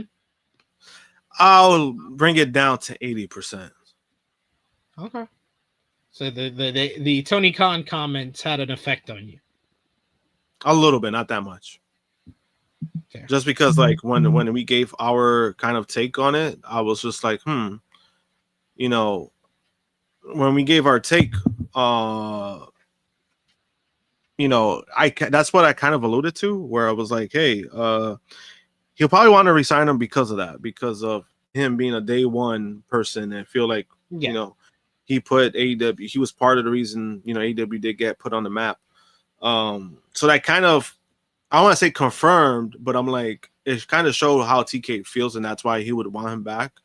But I still, there's a part of me that still feels like that he's probably still going to leave. Yeah, I wouldn't be surprised, you know, either way, if they try to keep him under contract because of the loyalty, or they let him go because they feel like they've moved past him. I could see it going either way. So I'm probably, I know I'm a lot lower than you. I'll be like 75% that he's leaving AEW, going to WWE. But it's definitely on the positive that he's leaving AEW and to go to WWE, because I feel like it's the best thing for both companies. That's why I want it to happen the most. Sorry, Jericho fans, but I think it's the best for both. Then you got some news about Gabe Kidd. He was part of the main event of AEW NJPW Forbidden Door on Sunday, teaming with John Moxley, Claudio Castagnoli, and the Death Riders, along with the Young Bucks, in the Lights Out Steel Cage matchup. He also appeared on Dynamite on Wednesday. Self-Made PW reports that Kidd is expected to continue to make appearances with All Elite Wrestling and is considered a permanent member of the Death Riders at this point. The report read, NJPW wrestler Gabriel Kidd was seen backstage at AEW Dynamite in the 2300 arena. Kidd remains a member of the NJPW roster, but is expected to continue to make appearances for AEW. He is considered at this point to be a permanent member of the Death Riders and was spotted training with them today at television. Last year, Kidd called NJPW's working relationship with AEW embarrassing and said that he wasn't interested in signing with AEW, but things seem to have changed backstage in terms of his willingness to work with AEW. At this point, I would not be surprised if the next report we got in regards to this is Gabe Kidd had signed with AEW. He seems like a guy that would be tailor-made for the dual contract, except for everything that he said in interviews, which we can just chalk that down to those were in-character interviews, but nonetheless, he was probably the harshest among anybody when it comes to AEW and NJPW, so it's not the best look for him. I mean, yeah, I mean, I knew he was talking shit, and like, I think it was more a character thing, but I kind of figured. I was like, yeah, I mean, it gave him some, it gave him a lot of buzz when he was doing that. So, obviously now looking back at it, it's like, you motherfucker, you lied. But it is what it is. It's the wrestling business, right? They're all liars. If you just come to the realization that everyone is a liar in the wrestling business, you'll be over it. You wouldn't take it so hard. Yeah, it's like Danielson. Danielson that said that Cody Rhodes was the best liar, because he taught him how to lie very good. Yeah, pretty much. So we shall see what's going to happen over there with Gabe Kidd. But someone that we know their situation and how it ended with AEW is Jake Hager. During a recent interview with the Inside with Chris Van Vliet, former AEW and WWE wrestler Jake Hager was highly critical of his former boss, AEW president Tony Khan, critiquing him for being acting unprofessional and disrespectful. Hager noted that Khan couldn't accept criticism while overseeing AEW's creative plans. He said on Tony Khan not wanting him in AEW, he said it was the second Blood and Guts we did in Vegas. It was against Daniel Bryan and Cesaro and those guys, and then Sammy jumped off the cage. My first contract with AEW was up, and after that, we were like, the negotiation process was very one way. I could tell that, well, anyways, I always find a way to say this every day. So I think everyone should say, fuck Tony Khan. I could tell that he didn't want me there. He offered me a year and a half, and I was like, bro, I just did Stadium Stampede twice. Like, don't act like Stadium Stampede didn't put AEW on the map. I was in the debut episode. I was the big spoiler, and you offered me 18 months after all of that? Khan acting unprofessional and disrespectful, storming into a talent-only meeting after the CM Punk incident. Hager said, so it was that, and that the way that he started running the business, and that it really was like he wasn't a professional. Like after all the CM Punk shit that went down, the boys got together and we had a meeting, and this was the boys only, no office, right? We're all like Sting's in there, Big Show, Jericho, Bryan, Mox. They're all standing at the front, kind of like talking us through this shit, and lo and behold, who comes into the room storming in? Daddy's little billionaire. He's like yelling at us because I think it was Dax and Cash and Wheeler didn't want to come in. They didn't like the storyline, so they refused to come to TV that day. And he was like, listen, I'll put you in a 6-man 6 minutes before the show, and you're gonna do it. And we're all feeling disrespected. I still to this day wish I would have stood up and said a lot of things. But like you just told Sting that you're going to put him in a 6-man and 6 minutes, and then you're going to honor him for his retirement. On his issues with how Tony Khan ran AEW, he said, we became his little playthings. We had to wait outside his office. His storylines were very good at debuting, but he can never carry anything through. And it got to the point where I'm carrying on, but it got to the point where I couldn't tell him anything. He couldn't take criticism. He was fucking up. And we were all just kind of having to deal with it. We all had blood, sweat, and tears put into that company. We were all there at the beginning. We all had careers put behind us that helped build that company. Then we all just sit side by side and couldn't do anything because he wanted to run it the way he wanted to run it. FTR's Dax Hardwood has since addressed the claims made by Jake Hager during this interview. According to Hardwood, he and tag team partner Cash Wheeler both attended the all-talent meeting that was called by Bryan Danielson, Chris Jericho, and Jon Moxley. He also said that Hager's claim that Tony Khan came in and interrupted it to be false. He wrote, Cash and I were at the all-talent only meeting that was called by Bryan, Jericho, and Mox. Tony never interrupted. Additionally, he also denied that FTR refused to show up to work for not liking a storyline, writing Cash and I never refused to show up to work. And I dare say, if you look at our schedule since Collision started, we've been the most consistent talent that make both shows every week. Harwood continued, I'm not really sure where all this is coming from, but it's mostly not true. Harwood later shared images of text messages exchanged with Hager, who tried to clarify that he said he thought it was FTR who didn't show up. Hager eventually apologized to Harwood for his comments, writing, I apologize, I shouldn't have said your names and when I didn't know for sure. Then, while talking with Sports Illustrated, Hager had more to say about Tony Khan and spoke about why he believes things in AEW changed when Cody Rhodes left the company. On his time in AEW working for Tony Khan, he says, I was 17 years nonstop on TV. Very blessed to have that. To get to that other career and have someone like Tony Khan, who has been in the business for a cup of coffee and doesn't really know, he can't make himself a sandwich, let alone write a storyline that will last. He could spend a lot of money and make a big debut, make a lot of fireworks, but in the end run, he is in charge and we're supposed to trust him to make storylines to make our careers that we're investing in his company last. On if Tony Khan is the only booker for AEW, he says, absolutely. There are yes men that help him write storylines, but there is no one there that can tell him no. On Cody's involvement, he says, I was thinking about that today. I think everything will change after he left because he was involved with it. And after that, it was just kind of became a free-for-all. Young Bucks and Kenny still had a big say in what they were doing. Chris obviously has a big say in what he's doing. Even Chris, he would tell me that Tony would not respond to his messages for 2 weeks. It became a point where either AEW is important or it's not. It just seemed like it was not to him. They stopped doing production meetings. They stopped doing anything to make the show timely.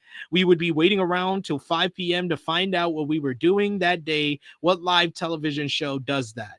Only one with money behind it. On why AEW doesn't have more writers, he says, you know why? Because this is Tony's toy box, and nobody else can play with his toys but him. It's so mind-blowing. Tony himself will always talk about, I have so many businesses. I have a soccer club in England. I have this other business. Either AEW is important or it's not.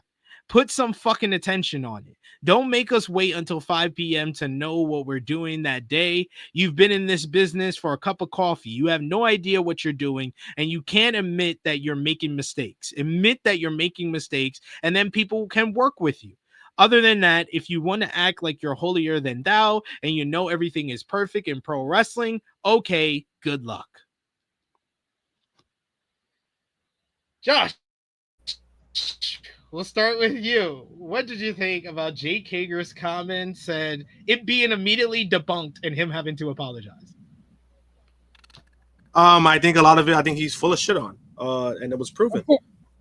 You know, this remind you, this is the same guy that said that Tony Khan is a communist. So it's like, where do we really need to take this guy's word to face value at this point? I mean, there's a lot of stuff that I know about Hager that's not very pleasant, you know, and it hasn't been out there yet.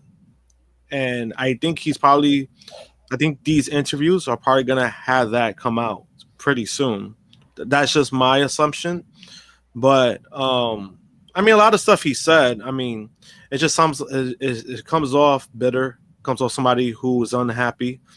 But then also, I think this is a guy who really, I think he believes in his own shit, where it's like, bro, you were never a star anywhere. So what the fuck are you talking about? Like, you know, he was trying to use Stadium Stampede as some kind of like leverage of his negotiations.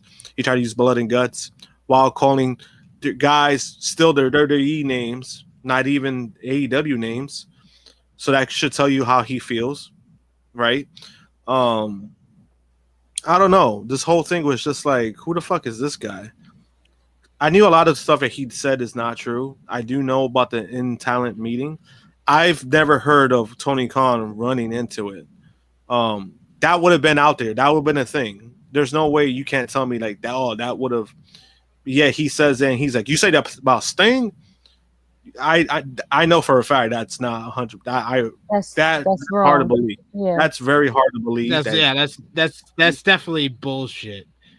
Like that was like, obvious, and but the fact that that's that's actually helpful to Tony Khan's reputation, because Tony Khan gets a reputation that he's a pushover and he's not laying the law down. You basically said that he is laying the law down, so like it helped his reputation instead of hurting it, which is probably his intention. Yeah, which is kind of just weird. It's like if it was like, bro, if you're lying about it, you just made Tony Khan look even better. So you were better off saying that didn't happen. You were better off just saying like it was an in-talent meeting because everybody was frustrated. You were better off saying that. You know, it was just, I don't know. It was a lot of stuff. Again, maybe there are some things that probably could be true, maybe, but this is coming from a guy who's coming from a place of anger, very bitter. So it's like one of those things where you don't know what's true, you don't know what's not true, right. But the common denominator is, you know, he got called out on it and he's like apologizing. And I think he even tried to like say, oh, this text means nothing. They weren't there. It was like, well, they just said they were there and they said that this didn't happen. Regardless of people feel about FTR, you know, obviously they're loyal. There's a sense of loyalty with Tony Khan, especially what we've heard from like the AAA fiasco with them. If that's who they are, that's who they are. And, you know, FTR also were two CM Punk pro guys. So if there was any indication of, oh, these guys don't get pushed or anything, that's completely false. They've been active on TV for a very long time. So I don't know. I think Jake is just very bitter. He's very angry. There's a reason why his wife divorced him. So there you go. Damn, we didn't have to put it like that. She fucking CT from the challenge now. She left in the latest. She left Jack Swagger for CT. What does that tell you? That CT's better looking, which I'm not surprised.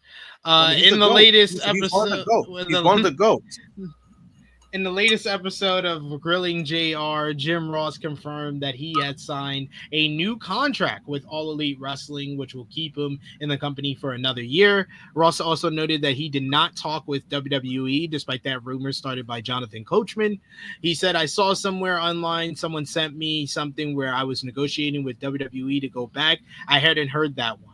I haven't talked to them. No plans to go back. I'm not saying that out of animosity or anger. It's just not the right time for me to get more involved in the business. If they come to me with an idea that we haven't discussed, I might reconsider, but I like being where I am. I like the schedule I have, the freedoms I have. I enjoy working with these young talents. I've developed a good relationship with a lot of those kids at AEW. I'm happy where I am. I really am. Not a lot of stress and pressure. I signed a new contract for a year, got that done before I left. 1 year next summer, next August, I think it is. I have a few dates. I like that. I have a deal that is very desirable. My schedule is basically to work pay-per-views and assorted appearances on TV. I expect to do all the pay-per-views, and we'll see where that takes us. I'm happy with my deal. I'm happy to go back working with Tony. Tony and I spent a lot of time together in London talking about my deal and his plans for me. I'm still figured in very strongly. And finally, following Wednesday night's episode of Dynamite, like we said earlier, AEW paid tribute to Taz in the 2300 arena. It was then announced that Taz is set to be inducted into 2300 Hardcore Hall of Fame next Wednesday after Dynamite. But keeping with the Converse, ROH TV on Honor Club this week, the show features CMLL's El Sky team picking up a win over Adam Pearce, Priest, and the Workhorsemen in the main event. You also had Lance Archer defeated Beef.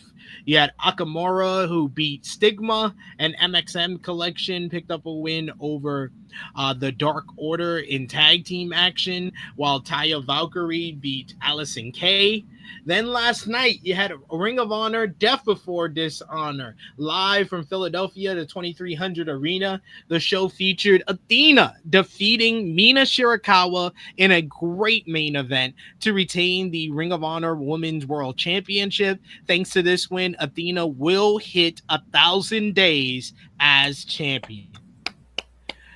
Shane Taylor Promotions beat Sammy Guevara and the Von Erichs to win the Ring of Honor World Six-Man Tag Team Championships. Finally, later, though, you had Sammy, who had to choose a tag team partner for the Ring of Honor World Tag Team title matchup. He returned, and he chose Roosh to be his partner. Roosh and Sammy won the titles in a win over the Outrunners. Post-match, Sammy and LFI, Jalisco and Roosh jumped the Von Erichs, with Sammy officially joining La Faction Inganables. Then you had, in the opener, you had Tomohiro Ishii and Hologram of the Conglomeration. They picked up a win over the Premier Athletes. Queen Aminata beat Taya Valkyrie to advance in the Ring of Honor Women's Pure Championship Tournament. Post-match, Deonna Purrazzo made her return to confront Aminata to tease a match in the tournament. The Swirl, Lee Johnson and Blake Christian defeated the Kingdom in a solid affair. Lee Moriarty beat Shelwa in a brilliant technical wrestling clinic to retain the ROH Pure Championship. QT Marshall picked up a win over Paul Walter Hauser in a fun fight without honor. Meanwhile, you had the real main event, the match that everyone is talking about from last night's show. You had Bandito defeated Hechicero in an absolutely outstanding encounter to retain the Ring of Honor World Championship. That has to be among the best matches of the year and further proof of Bandito's status as one of the best in the world. Krssi Love, what do you think about ROH Death Before Dishonor? More importantly, Athena about to hit 1,000 days as Ring of Honor Women's World Champion. And when do you think this reign will be over? I don't know, because I'm like, who can dethrone her at this point? Like, you know, she's so damn good. Like, Athena is just on a roll. She's another one that's like female wrestler contender of the year, I feel like. That's fair. That's definitely fair with everything she's been able to accomplish. What about you, Josh? What did you think? Any thoughts on Death Before Dishonor? Did you watch? And any thoughts on the feedback and everyone talking about Bandito versus Hechicero? I did watch it because it was on YouTube for free, so I really appreciate that from pretty cool. You know, I think it's kind of something they should be doing going forward, to be honest with you. It could help more. You're gonna get more people watching the product if you put it on YouTube. Right. I'm about to say the same thing. So I would say I honestly think it could really help them. And you know, the show was fun. It was a fun show. You know, Bandito versus Hechicero. Damn, like you know, we already know what he could do, Hechicero. You know, and I do. You know, I'm happy a guy like that has dual contracts. You know, he's part of the Don Callis family for a reason too. Like, you know, to get him more not only exposure, but you know, he could be on TV constantly in any form. You know, this was no different. It was a really fun matchup. And then Athena, I mean, hey, I knew she was gonna win, but that was a good matchup too. And then seeing Blue Meanie was just like, I was like, oh no, like what's going on? But like Zoe Stark seemed like she was a good fit with him. Like it was just bad funny. It was like it seemed natural when it came to that. As far as Sammy turning, I actually like the pairing. I think I do like the him joining Roosh more than if he would have stayed, because Dustin is not there. So I do like the heel turn. Sammy is a better heel regardless, in my opinion. So, I mean, they're going to do it now. Do it now when Dustin's going to be out for a while.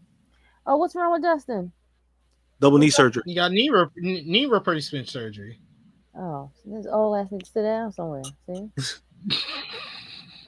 We got, They did the stuff Michael. Come on, the man was stabbed in the knee. He was stabbed. That's what he deserves for doing shit that he ain't What the got no fuck? business What do you doing. mean he deserved it? What do you mean he deserved it? Doing too damn much. Damn, like how you go? Like, damn. He said he deserved it. I'm sorry. Jesus Christ. That's wrong of me. I apologize. They did this show at the residency that they're doing in Philly. Correct me if I'm wrong. Nice. Yes. I like the whole residency thing. I think this is really cool for people. Yeah, it's a nice. I think that it adds to the vibe, like between Dynamite and this show last night. It's been 2 for 2 so far for the residency, and a lot of people in the chat is saying that the Bandito Hechicero match is a match of the year candidate. Nice. Finisher says match of the year for me. I think Bandito has had a few of those. Bandito's had a few of those. I said it. He goes with Mercedes, right? No, that's Beast Mortals. Oh, I said this a couple of weeks ago. I will say it here again. We need to have a serious conversation about Bandito being one of the best wrestlers in the world. He's in that conversation with Konosuke Takeshita. He's in that conversation with Io Sky. In that conversation with Will Ospreay, with your Gunthers, with your Timeless Tony Storm. Like Bandito, he might be the most consistent out of all those names I just mentioned because he's had a killer summer. Yeah, and it's kind of incredible because this was a guy who had missed 18 months, remember? He missed 18 months of his career. And, he's been back and he's been healthy. And not only he's been healthy, but he's been killing it. Because remember that match from, right? Well, what was it? Supercard, right? Was it Supercard? With Takeshita? Yeah, the match he had with Konosuke. Like, I think that's a fucking match of the year, like, it has to be top 5, top 3, in my opinion, when it comes to that match itself. So he's had an incredible year, so it's been fun to see just because we know like what he's been through, like what he had to deal with, and to see all the platforms he's been hitting now, not only with AEW or Ring of Honor, CMML, like he's been killing it. Most definitely. We do got another super chat donation from our main man, Michael Allen Lewis. Thank you so much, Michael Allen, for the support. He says, Happy Labor Day weekend, THH fam. Thank you. It's a fake holiday, Michael Allen. I'm just letting y'all know. It's a fake holiday. It is a fake holiday, but it's a fake holiday made by Americans. It is. I mean, I enjoy it because I'm off. So that's what I'm saying. Like, don't be a hater. I like my day off. SP, don't do that. He was living across the pond too long. See what I'm saying? You see Columbus Day. That's a different story. There we go. That part. Talk about Columbus Day. I mean, I ain't off for that shit. But fuck Columbus Day. There we go. Same. During Thursday's Ring of Honor Death Before Dishonor media call, AEW and ROH president Tony Khan spoke about the length about which the absence of Deonna Purrazzo. On Deonna Purrazzo, he said, I like Deonna a lot, and I think that she is very talented. I do value people trying to get reps in AEW or ROH or internationally. Deonna is really a really great wrestler, and when she came to AEW, she had a lot of success. She still could find her footing here and do really well. I think Deonna had gone down to Mexico, and this is something you can grow and learn from, and had an experience down there that wasn't positive with our partners. In doing some of the wrestling down there and having more involvement with international partners, it's important to look at how AEW this year has been working with top international promotions. I like Deonna a lot, and I've been looking at this show as an opportunity to work Deonna back in. I really want to get Deonna going again. It's okay if something doesn't go well, and I want to give somebody an opportunity to come back from something. And I think Deonna is a really good wrestler. Having one match that doesn't go great shouldn't be the end of a run or change anything. I really appreciate a lot of what Deonna has said recently.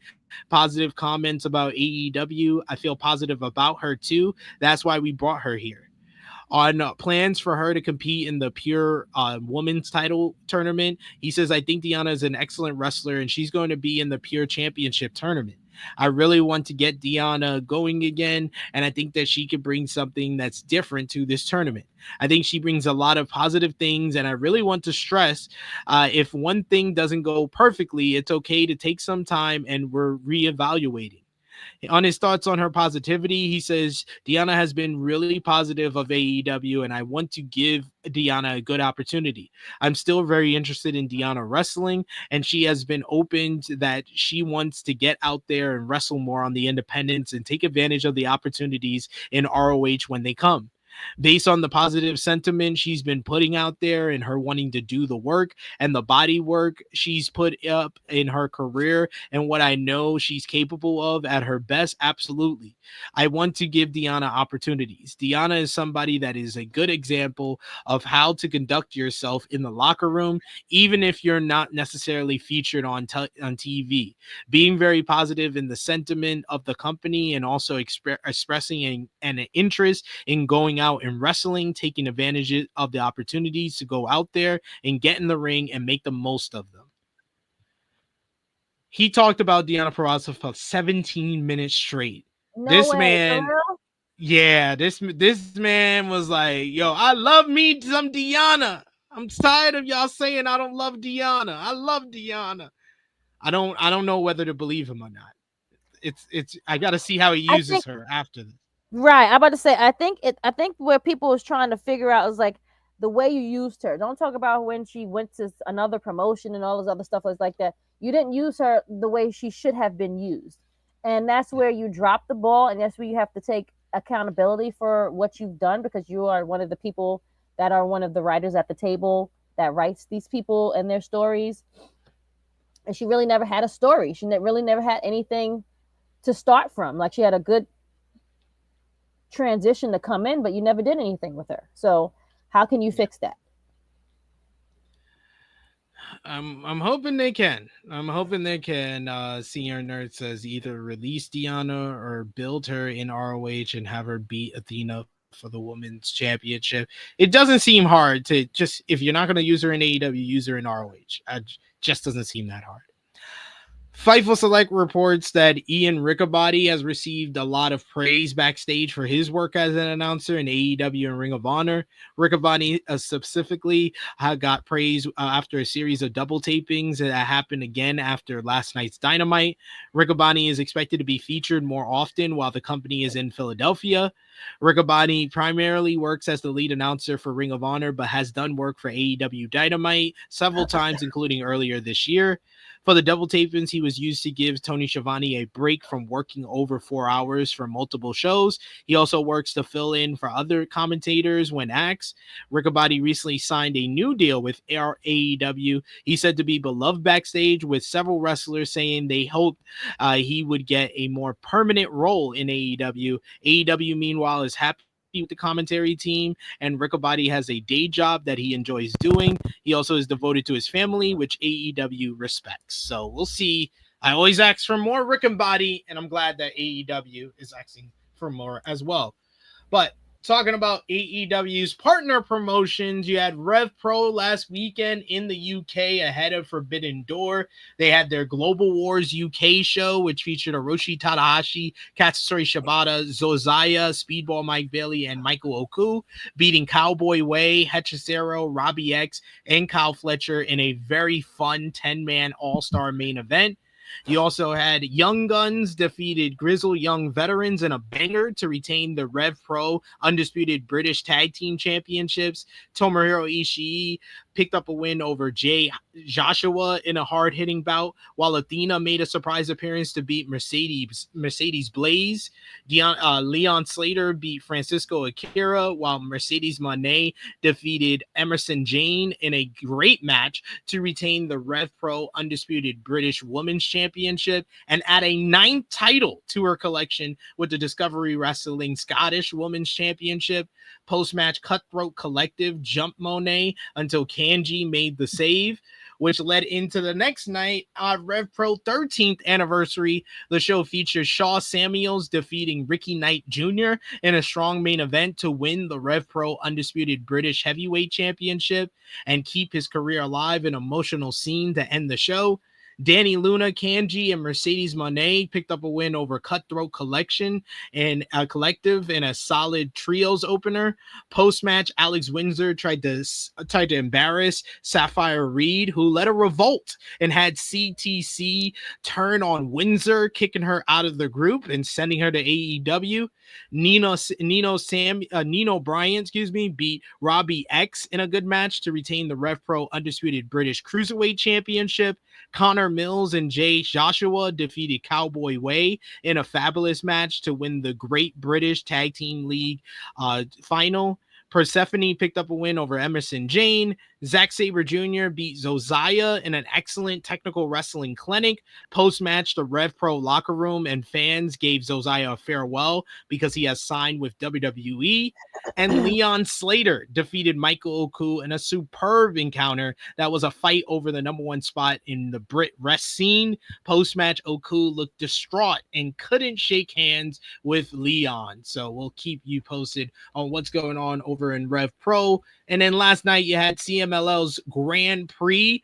The show featured in the main event a near hour-long main event, a 20-man elimination Grand Prix matchup, and it saw Mystico won the CMLL Grand Prix, last eliminating AEW Speedball Mike Bailey to win the trophy this year. Congrats to Mystico over there in Mexico. And now we've made it over to WWE. You had last night, Friday Night SmackDown.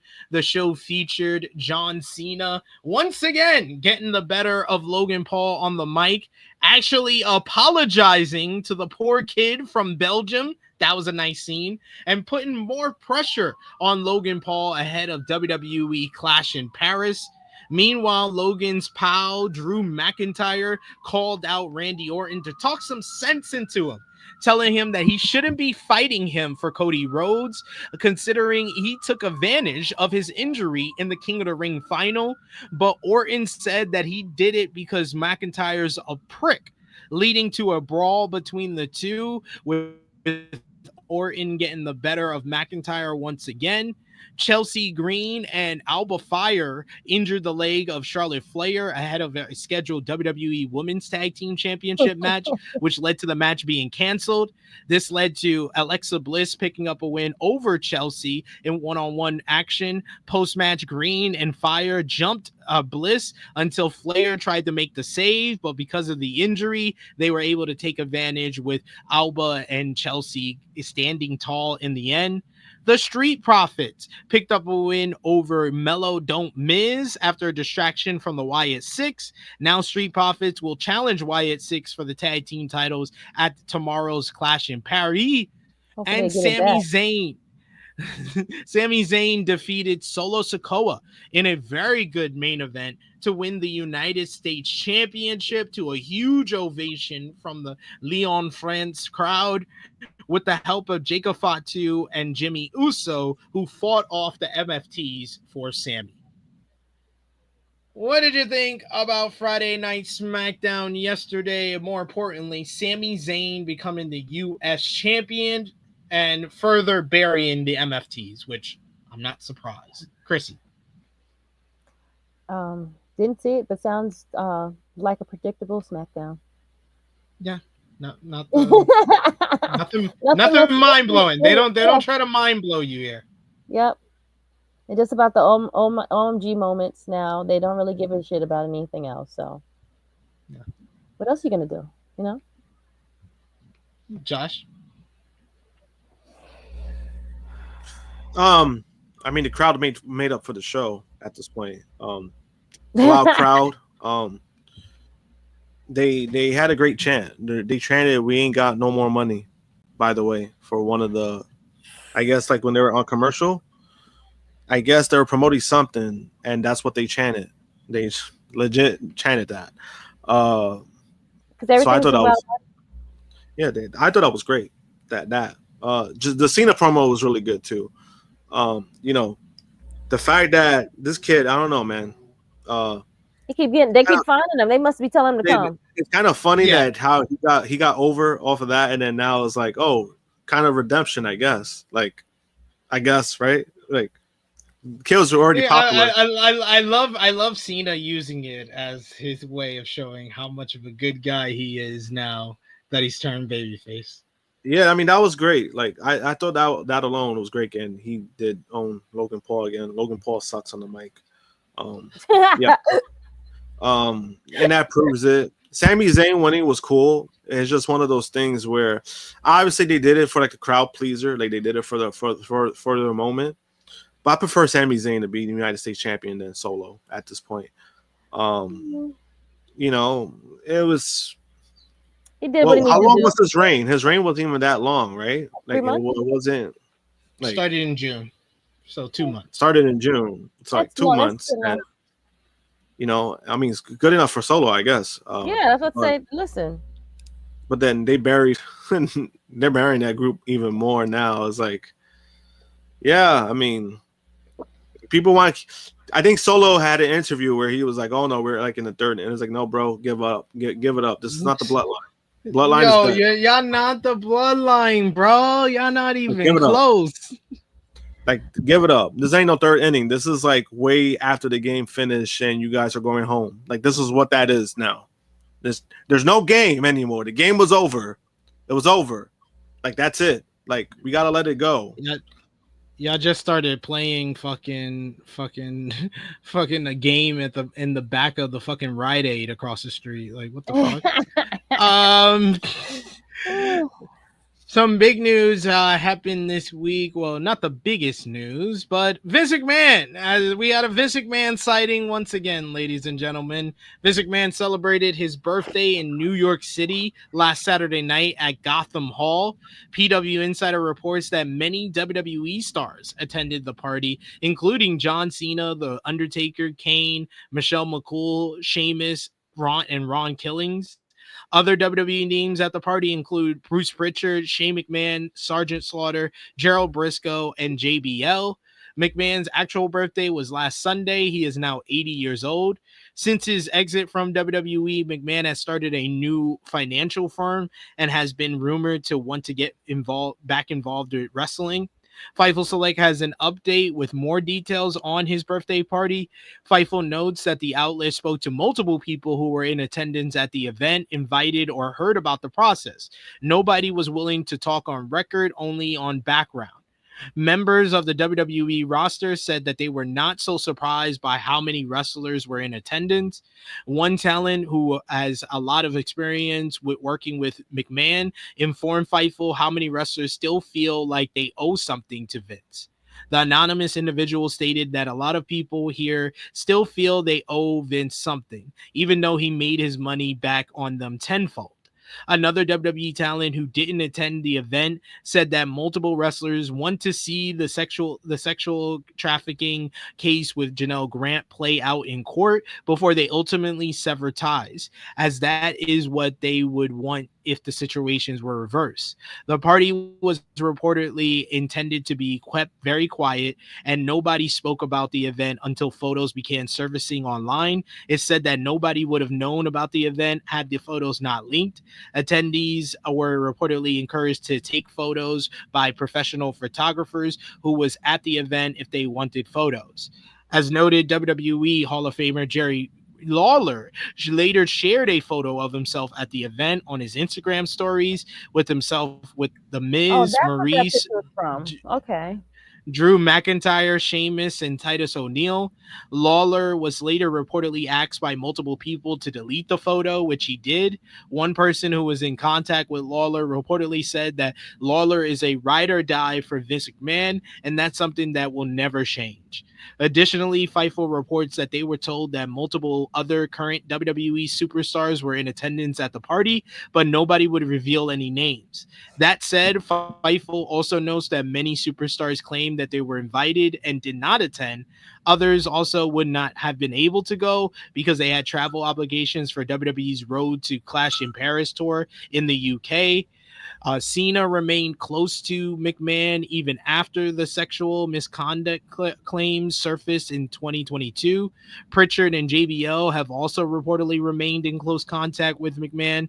Fightful reports that the party was the first time they or many others had seen McMahon in person in 2 years, since the WWE Raw following WrestleMania 39 in April of 2023. Another individual informed Fightful said that they were told at the event they were only at the event briefly, and they and other talents had to catch their flights to attend WWE's European tour. One individual who attended the 80th birthday party for Vince McMahon commented on whether there was any much moral conflict in going to McMahon's function. The individual in question said that there was, but they did not elaborate on what went into their decision in opting to attend. Others who did not attend reportedly had a consensus that if they were accused of similar acts as McMahon, the former WWE chairman would have fired them and never spoken with them again. Another individual in attendance at the 80th birthday party for Vince McMahon said that it was the first time they had seen McMahon in years, saying to Fightful that McMahon looked 80. Explaining that McMahon looked more frail and walked slower and looked older in a way that he hadn't before exiting WWE. Fightful reports that Bryan Danielson did not attend the event, which makes sense as he was in the UK traveling to AEW for Forbidden Door the day before McMahon's party at Gotham Hall in New York City. Others who weren't in attendance were McMahon's son-in-law and WWE Chief Creative Officer Triple H, his daughter Stephanie McMahon, and WWE President Nick Khan. It's said that the event had no official WWE involvement. Some talents asked WWE higher-ups if they could or should attend the event. A WWE higher-up reportedly informed them that it was their business if they wanted to go or not. Also, Fightful Select notes that there isn't any talk of McMahon possibly returning to the WWE in any capacity. Sources at the top of WWE also informed Fightful that there's no desire to bring McMahon back into the fold. It's also said that there were not any discussions about McMahon contributing to the creative side of WWE either. McMahon and WWE both currently are defendants in the civil lawsuit by former WWE employee Janelle Grant alleging sexual assault, trafficking, and harassment. McMahon previously settled with the SEC for over $1.1 million over the hush money agreements with several women that totaled $10.5 million. John Laurinaitis was initially named as another defendant in the lawsuit, but he was dropped after agreeing to provide evidence in support of Grant's claims against McMahon, and the civil lawsuit is still currently ongoing. So the good news is Vince McMahon is not returning anytime soon.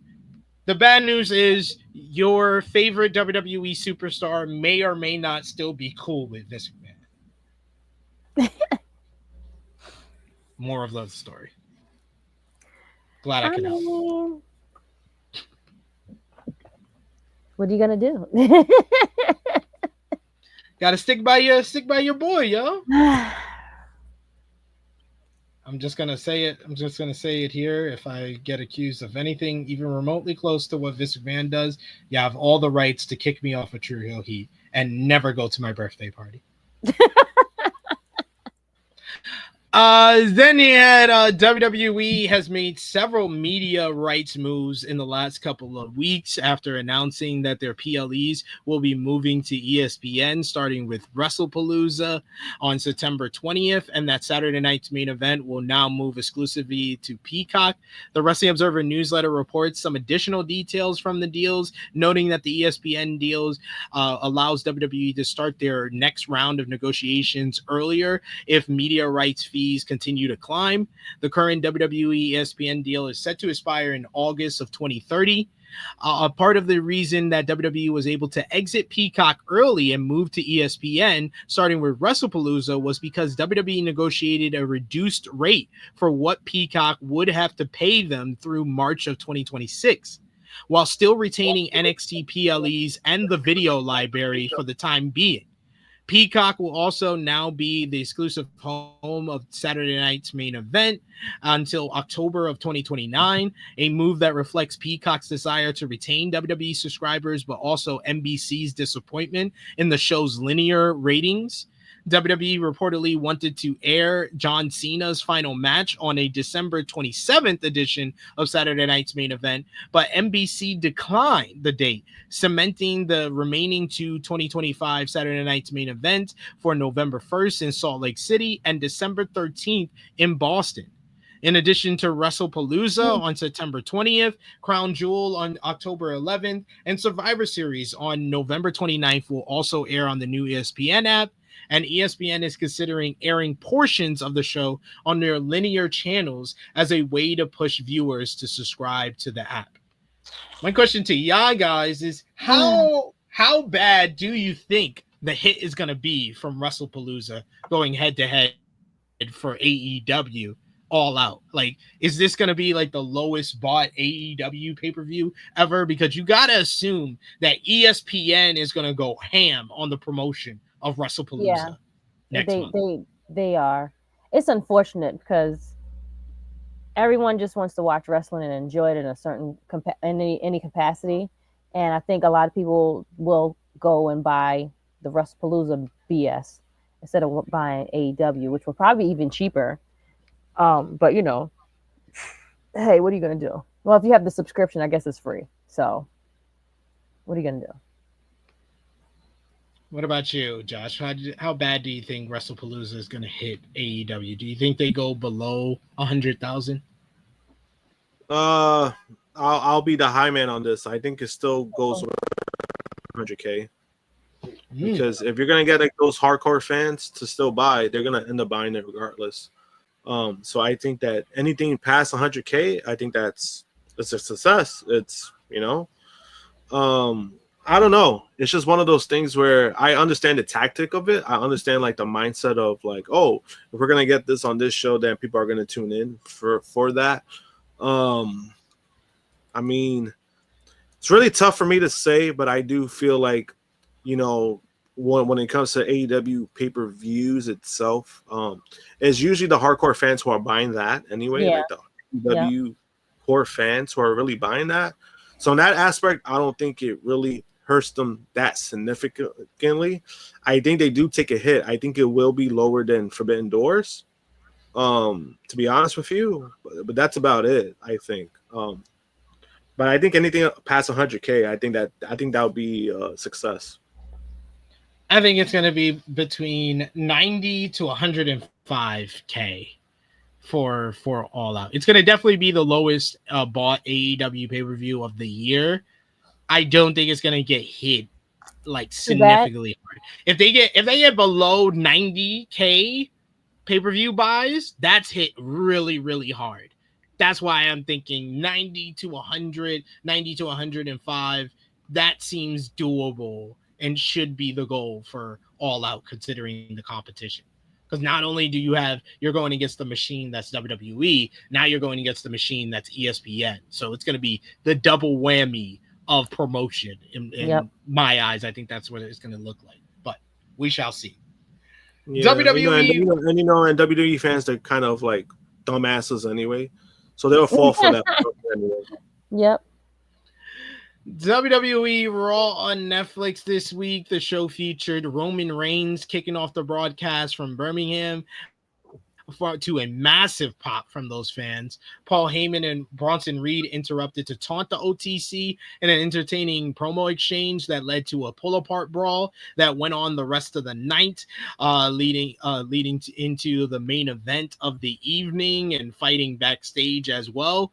Later in the main event, following another backstage fight with Roman and Bronson Reed, we saw Braun Breaker defeated LA Knight in a solid bout thanks to a distraction from Seth Rollins. Post-match, the Vision jumped Knight until Jey Uso and then CM Punk made the save. Then Knight and Punk got into a fight that Uso tried to separate and got hit in the process because of it. He got so fed up, he super kicked both men to close the show.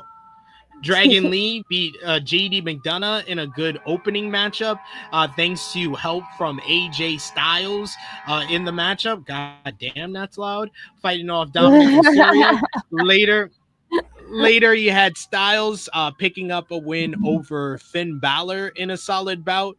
finally, Dirty Dom Mysterio went to Adam Pearce to complain about Styles until the GM made Mysterio versus Styles for the Intercontinental Championship next Monday in Paris. Kofi Kingston beat Penta in a baffling result. Rhea Ripley defeated Roxanne Perez in a fun match. Post-match, Io Sky made the save for Rhea after an attack from Roxanne and Raquel Rodriguez, despite telling Rhea earlier in the night that she needed her space due to her friendship with the Kabuki Warriors. This led to Asuka getting pissed with Io later in the show. And finally, you had Becky Lynch cutting a promo saying that she was not going to be called out by Nikki Bella. Nikki Bella came out, and after Becky said that she's the greatest of all time, and it's not just her saying it, Sports Illustrated says it too. Nikki Bella said the most disgusting thing she could have possibly said, that no one cares what Sports Illustrated says, and says that she's gonna walk out women's Intercontinental Champion at Clash in Paris. Fuck you, Nikki Bella. You fucking cohabitation agreement ass bitch. Yep. How dare you? I've been trying to tell you all the time. See, you never want to believe that. I've been defending her. I've been defending her from Miss Krssi Love for years. And this is the respect that I get in return. Yep. No one cares what I think. No one cares what I say. No one cared when you had to sign a cohabitation agreement. No one cared when your boyfriend they couldn't see wouldn't marry you, wouldn't put a ring on it. You dusty bitch. You pro wrestling Timo version of Kim Kardashian. Fuck you. Preach. Finally. It took you this time for her to stab you in the back. See, I told you she wasn't loyal to you niggas. Y'all ain't want to fucking listen. Look at that shit. Bitch. Damn, Krssi. What did you think about Raw this week, Krssi Love? Raw was cool. Definitely the highlight was the whole Becky Lynch thing and with Nikki Bella. I hope she doesn't win tomorrow. She shouldn't though. I hope they're not giving her a run because I hope Becky Lynch does win. But overall, I love that Bronson Reed has a t-shirt that says Tribal Thief on it and has the sneakers on it. It got pulled. It got pulled from WWE's website. What? Why? Because the sneakers look like Jordans. Oh, they do look like that. Well, they don't look like that. They were the Jordans. Yeah, exactly. You gotta give Nike their money and Jordan their money. Damn. Oh well. They ain't playing around with y'all, yo. They ain't playing around. Cease and desist. Take that down. Damn. So whoever put in that order got a real nice email saying denied. Access denied. Josh, what did you think about Raw this week? And Roman Reigns saying, interesting, to Cody Rhodes getting booed out the building. I mean, I thought it was okay. I thought it was okay. Obviously, the fans are gonna, they were catering to Roman. He came out, they popped. So any mention of Cody, they were gonna boo him. So I mean, I'm not surprised. But him to even say that on TV was pretty funny. For him to say even mention that, I thought that was something we wouldn't have seen before, but now WWE is a different time, is a different place, different era. Mm-hmm. So they're gonna lean into that. But besides that, I mean, the Raw was okay. I didn't feel like it was nothing to write home about. I think the biggest thing was the exchange between Nikki Bella and Becky Lynch. But there's people who were saying that Nikki got her upcomings, that she looked better, she looked good in the exchange. There were some people who didn't like it. There were some people who were they didn't like the whole the whole diva-esque kind of comebacks. They didn't like they felt like Nikki's what she was saying was kind of something that you will say 20 because it was it definitely was. Just be honest, she was never good at promos. So Yeah. Do we No, I mean, expect anything yeah, else yeah. after I mean, this like not the better? promos itself, but it was like what she was saying and how it was delivered. It kind of just felt like, like it's kind of like the script itself just felt outdated. That's the best way to say it. So there was people again who, you know, they liked the promo, but I just felt like it was kind of just more of like, you know, it kind of felt like she hasn't really evolved when it comes to what to say or stuff like that. You know, but there was people again, you know, and then she, you know, she took that shot at SP3. I was like, damn, you know, JJ loved it because of that. I mean, JJ's a bad friend. So I agree. JJ, bad friend. I agree. Couldn't say it better myself. We do have a super chat donation, a couple here. First from Dion Jenkins. Thank you so much, Dion, for the support. He says the first time I saw Bandito was at All In 2018. I remember thinking that he was a Neville / Pac under a mask because he had a similar build. That is a great shout. I could totally see that and see where you would make that mistake 100%. We also got another super chat donation from Chuck Berries. Thank you so much, Chuck Berries, for the support as well. He says, if Jerry Jones can trade Micah Parsons to an interconference rival, why can't WWE trade Bailey to wrestling company competitor in an AEW for a number of wrestlers? Hey, can you let a guy dream? I will let you dream, so I won't give you my answer to that, and my answer would probably be WWE won't even take a call from Tony Khan. They're like, yeah, give me a call, let me know where you're at, and then on the other line they pick up the phone. Hey Donald, can you make a missile strike about now? Jacksonville, Florida. Oh, you in Chicago? Chicago. In Chicago. Yes, Chicago. yeah, I mean, That's you know, what because WWE wants. yeah, because you know, I mean, in regards to that situation itself, Micah wanted a bigger contract. Jerry Charm was trying to undercut him, and Micah's been wanting gone from Dallas for about 2 years. So it was a situation. Jerry Jones? What happened? Is that why everyone is mad at Jerry Jones? Well, yeah, they're mad at Jerry Jones because Jerry Jones is pretty cheap. Like he tries to go cheap, but he tries to like undercut you know, like not to either pay or like he tries to control the narrative because not only he's the owner, but he's the GM, so he runs the team, right? But basically with Micah, he was trying to negotiate with Micah, not his agent. That's not how it works. Like if you have an agent, your agent should be the one working on your contract. Jerry wasn't trying to talk to his agent. He was trying to talk to Parsons himself. Parsons wanted out. And again, Parsons been wanting out for a long time. And but regards to like that thing, I mean, that would be kind of a crazy scenario of like a kind of like a trading contracts. The UFC did do that before. So I mean, they won't do it with AEW, of course, but there has been a scenario where a big company has traded with a big company, which is like pretty unprecedented. I don't think it's been done since. This is when the UFC basically traded Demetrius Johnson's contract, so one Championship Wrestling, for Ben Askren's contract. That was years ago. So, you know, you never know what could happen. But now with AEW, they're not talking to Tony Khan. WWE stars Cody Rhodes and Roman Reigns, as well as NJPW's Hiroki Goto, are set to appear in the upcoming Street Fighter movie. The Wrestling Observer newsletter reports that Rhodes is close to finish with his role as Guile in the movie. That likely means that Reigns, who will play Akuma, and Goto, who will play E Honda, will also be wrapping up filming very soon.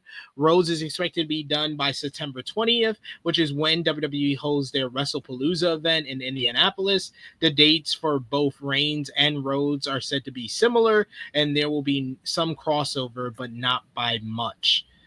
Then to finish up with WWE, the main brands, especially with NXT, they had two big shows this week, including last Saturday's NXT Heatwave. The show featured Obafemi beating Javon Evans in a fantastic main event to retain the NXT Championship. Post-match, Ricky Saints came out to confront Oba to close the PLE. Ash by Elegance picked up a win over Masha Slamovich and JC Jane to win the TNA Knockouts World Championship.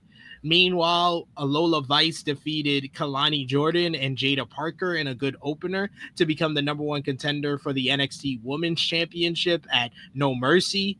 Dark State beat Hank and Tank to win the NXT Tag Team Championships. Ethan Page and Chelsea Green picked up a win over Tavion Heights and Tyra May Steele in an entertaining matchup, while Blake Monroe defeated Jordan Grace in a great encounter on the show as well. NXT this past Tuesday, they did 616,000 viewers. The show featured Lola Vice and Zaruka picking up a win over Fatal Influence in a rock-solid main event. The Lexis King won a blindfold match over Miles Bourne, one of the worst matches I've seen this year. The Cullings, Izzy Dame and Tatum Paxley defeated Ren Sinclair and Kendall Gray. Tyra May Steele picked up a win over Alba Fire. Ricky Saints defeated Josh Briggs in a one-on-one match to become the new number one contender to face Obafemi for the NXT Championship at No Mercy. And then finally, from the outer verse, the developmental verse of the WWE, you had Evolve. The show featured Callie Armstrong retaining the WWE Evolve Women's Championship over Nikita Lyons, Chantel Monroe, and Carmen Petrovich in the main event. Kendall Cray picked up a win over Wendy Chu, while Brooks Jensen beat Jordan Oasis in one-on-one action. Any thoughts on Heatwave last Saturday? More importantly, the Obafemi Javon Evans matchup, which, like I said, Forbidden Door had a bunch of great matches. Obafemi and Javon Evans is a match that could stand up to any of the great matches on Forbidden Door. They went out there, they had an absolute banger. Obafemi looks like an absolute beast. That spot with the table, Joe and Javon into the table, was awesome. Javon Evans plays such a great underdog babyface. What did you think about that matchup in Heatwave overall, Krssi? I thought I had it on, but I didn't really was paying it really, like it was just on in the background as NXT normally is. But no, the main event was really, really good. Like they had no business being that good. They had no business being that. I guess they knew their assignment and they took it very seriously and they did what needed to be done. Yeah, it feels unfortunate because I feel like it would get much more attention if it wasn't on the same day as Forbidden Door. Correct. I agree. Because once you finish Forbidden Door, people will kind of like rustled out, to be honest. Like, you know, which is understandable. It is understandable. Like, you can't do like all these 4-hour, 5-hour shows all in one day. Exactly. When do you get time to do regular stuff or like just relax, take a nap? You know. So I get it. Look at Ash by Elegance. You were removed from a company and then you're back at on the company's television programming, winning. Look at how far she's come. I predicted Ash by Elegance winning this goddamn title like months ago, so I'm glad she finally got the job done. Finally, better late than never. Yeah, you did. But yeah, just look at like full circle of like the star that she was and that they never really gave a chance. You know what I'm saying? Yeah. So yeah. Final note, WWE ID program has been such a big part of Evolve, but they had their first round of releases this week. Wrestler Aaron Roberts confirmed that he was released from the WWE ID program, and more releases have been also confirmed as well. PW Insider reports that wrestlers Ice Williams and Jordan Oasis, who have both been featured on Evolve, have also been released from the program. The wrestlers will make their final appearances in the upcoming episodes of WWE Evolve later on this year. They tape their matches for the episodes early on, so they'll be airing over the next couple of weeks. We wish them all the best in their future endeavors moving forward. WWE ID has also been a big part of GCW over the last couple of months, and GCW had a big weekend last weekend with Homecoming in Atlantic City, New Jersey. Day one featured the Shotzi Blackheart beating Matt Cardona in a fun opener to win the Garbage Beer Championship, thanks in large part to help from the returning Nick fucking Gage. I was shocked to see that one, as well as the debuting Karrion Kross and Scarlett, who made a special appearance to help Shotzi get the win. Joey Janela, Masha Slamovich, and Matt Tremont picked up a win over Vandal 48, thanks to help, surprisingly, from Charles Mason. YDNP defeated Los Desperados in a good bout to retain the GCW World Tag Team Championships. Bear Bronson won the six-way scramble death match, while AJ Gray made his return to GCW to pick up a win over Austin Luke. Masashi Takagi beat Slade in the main event, while Effie beat KJ Orso to retain the GCW World Championship, thanks to interference from Sam Stackhouse and his wife. Then GCW Homecoming Day 2, the show featured Drew Parker and Mashishi Takadi picking up a win over Little Sicko and Mr. Danger. Marcus Matherns and YDNP beat the Miracle Ones, while Cyclope defeated John Wayne Murdoch in a death match, and Matt Tremont beat Bear Bronson in a brutal, bloody main event death match to retain the GCW Ultra Violent Championship. But I didn't think anywhere else would be proper to talk about this news of the week, except for after we're done talking about, one of the WWE affiliated indies, because we got to talk about another one this week. As Rampage Jackson's son, Raja, knocked out a independent wrestling talent at a Knox Pro Wrestling show last Saturday. Knox Experience show last Saturday had a planned spot in which Raja Jackson, who had an altercation with an independent talent, Psycho Stu, earlier in the show, came into the ring and attacked Stu. However, the situation went awry, and Stu ended up knocked out. Fightful reports there was a miscommunication over the earlier spot, which saw Stu hit Jackson in the head with a can. The later spot saw Jackson come into the ring after Stu's match and hit him with a double leg, after which he mounted Stu and pounded him with multiple shoot punches until other wrestlers and Knox Pro staff pulled him off.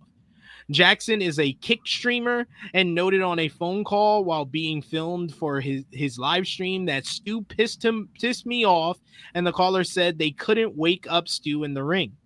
Rampage Jackson posted to Twitter late on Saturday night to comment on the matter, writing, "I want to clear up the misinformation about my son Raja. I've been confirmed that the wrestler Stuart Smith, aka Psycho Stu, is awake and stable. Raja was unexpectedly hit in the side of the head by him moments before Smith's match.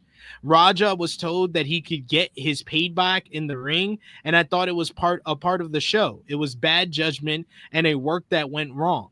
Raja is a MMA fighter, not a pro wrestler, and had no business involved in an event like this. I don't condone my son's actions at all. He suffered a concussion from sparring only days ago and had no business doing anything remotely close to a physical contact. As a father, I'm deeply concerned with his health and the well-being of Mr. Smith. That being said, I'm very upset that any of this happened, but my main concern now is that Mr. Smith will make a speedy recovery. I apologize on his behalf and to kick for the situation." Knox Pro issued a statement which read, "First and foremost, our thoughts and prayers are with our brothers, Mr. Stuart Smith, Psycho Stu, as he remains a priority, and we are monitoring his well-being. What was supposed to be a planned and agreed upon wrestling spot turned into a selfish, irresponsible act of violence against Mr. Smith. This egregious act is reprehensible and never should have occurred. In the 17 years of operation of Knox Pro Wrestling Academy, there has never been anything as heinous take place such as this, and we apologize to our patrons and fans. During a recent appearance on the Scaling Up podcast, wrestler Doug Draco discussed what took place during the recent incident with Roger Jackson at Knox Pro. Drago discussed learning about what happened earlier with Smith crushing a beer can against Jackson's head.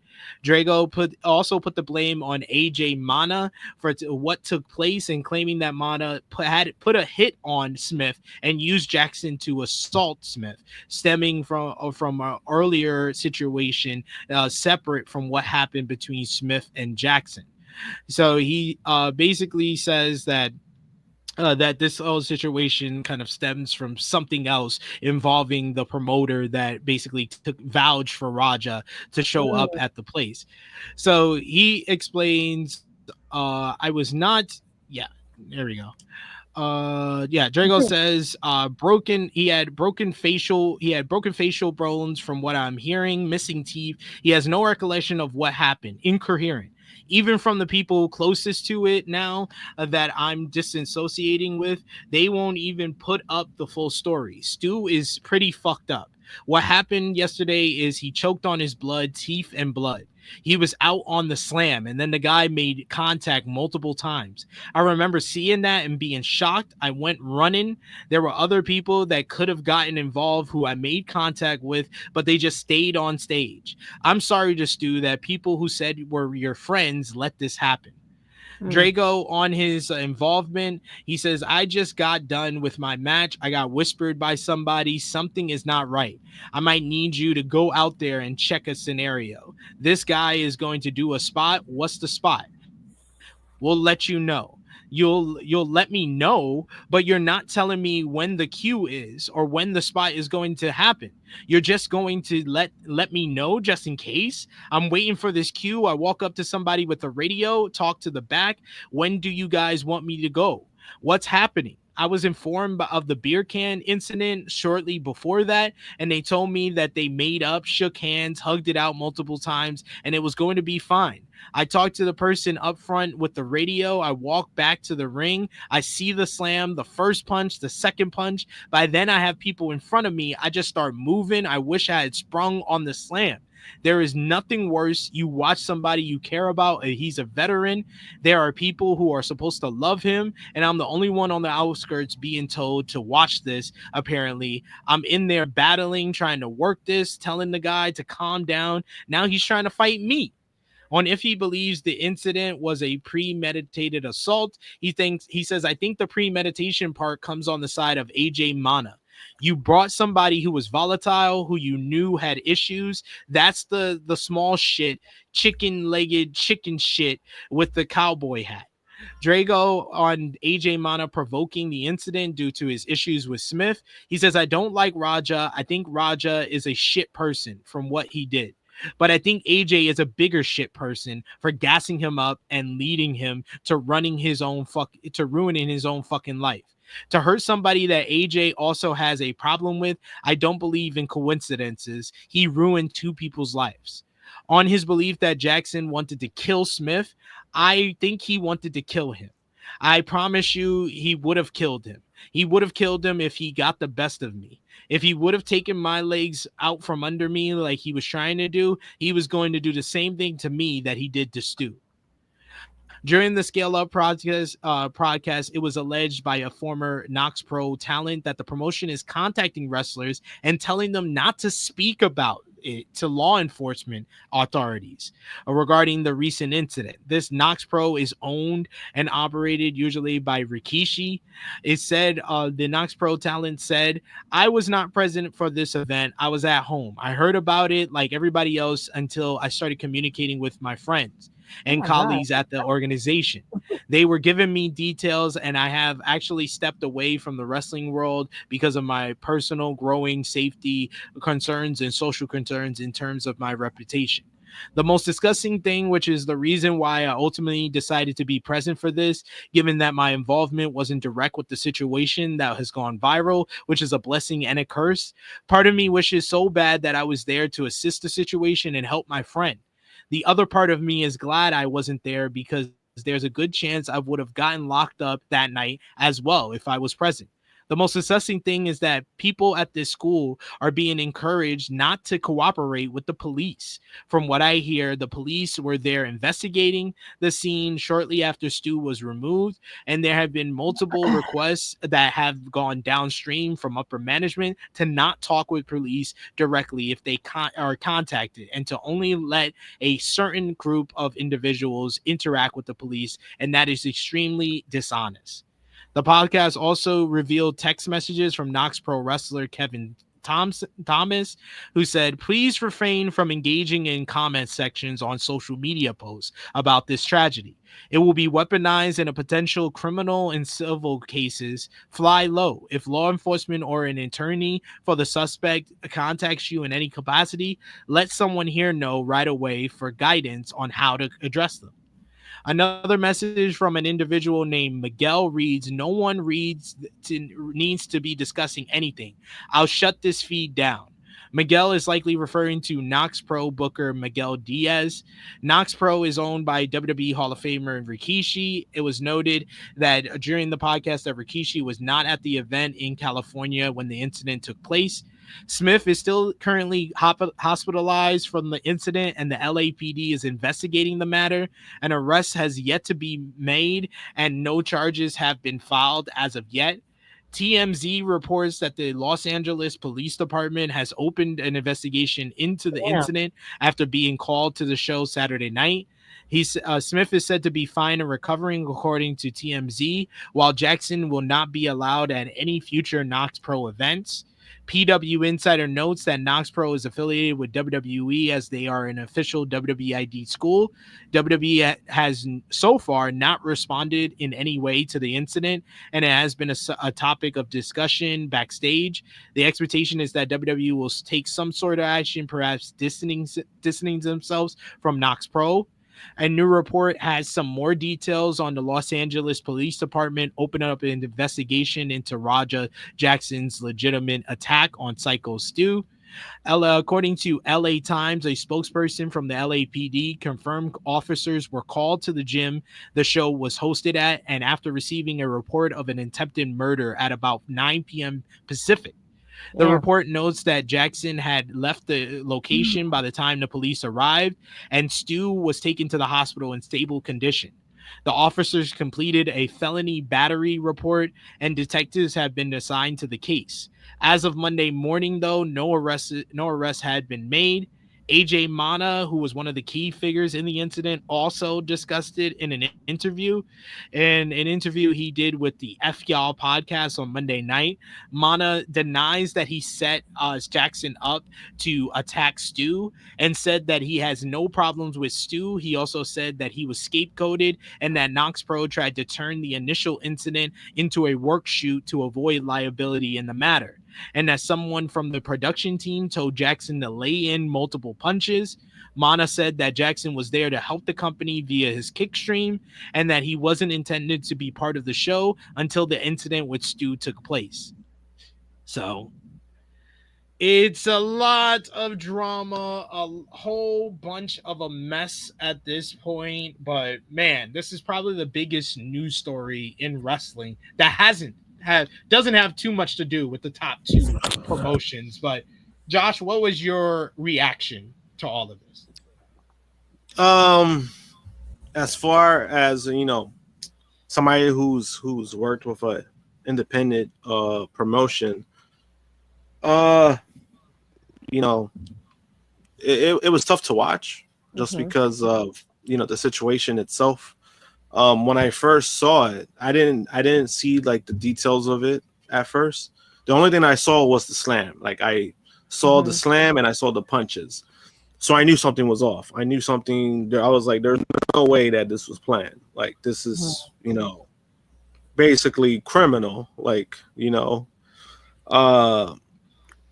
I started to see the details. I started to see what exactly happened. And from what I saw, the guy was backstage. You know, he was like in their work area.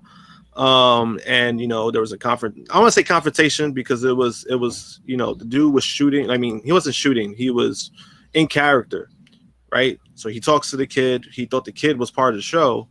He takes a beer can and it hits him on the side of the head. However, he did put his hand out. I think people forget that too. Like, yeah, he hit him on the back of the head, but the guy, Stu, did put his hand.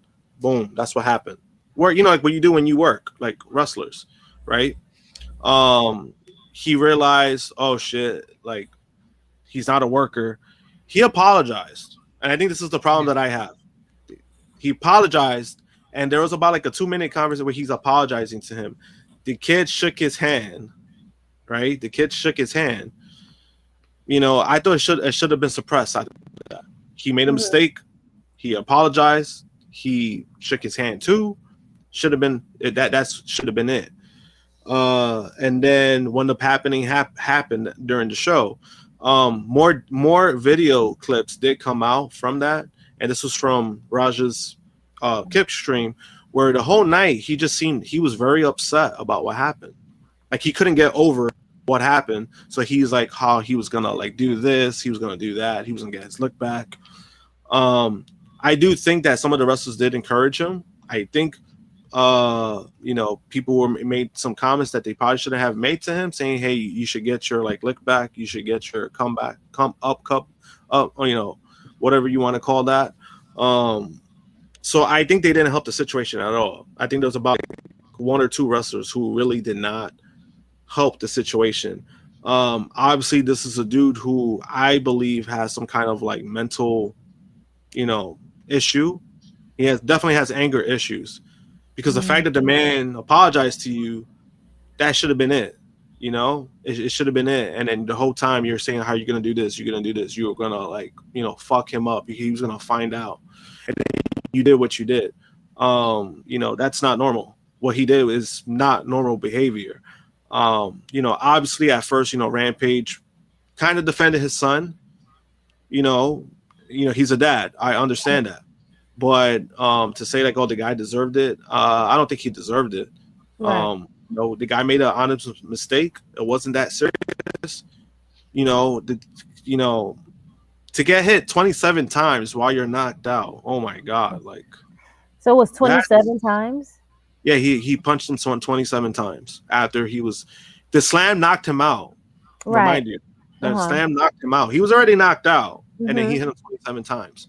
And then there was even another side view too from a fan where the guy was shaking after he was beat up, and then kudos to that guy who got into the ring and stopped him. Like, kudos to him, because man, if it wasn't for him, it would have been so much worse. The kid was not stopping. Yeah, he would have been dead. He would have been dead because the kid was not stopping. It's just somebody like that. I mean, obviously,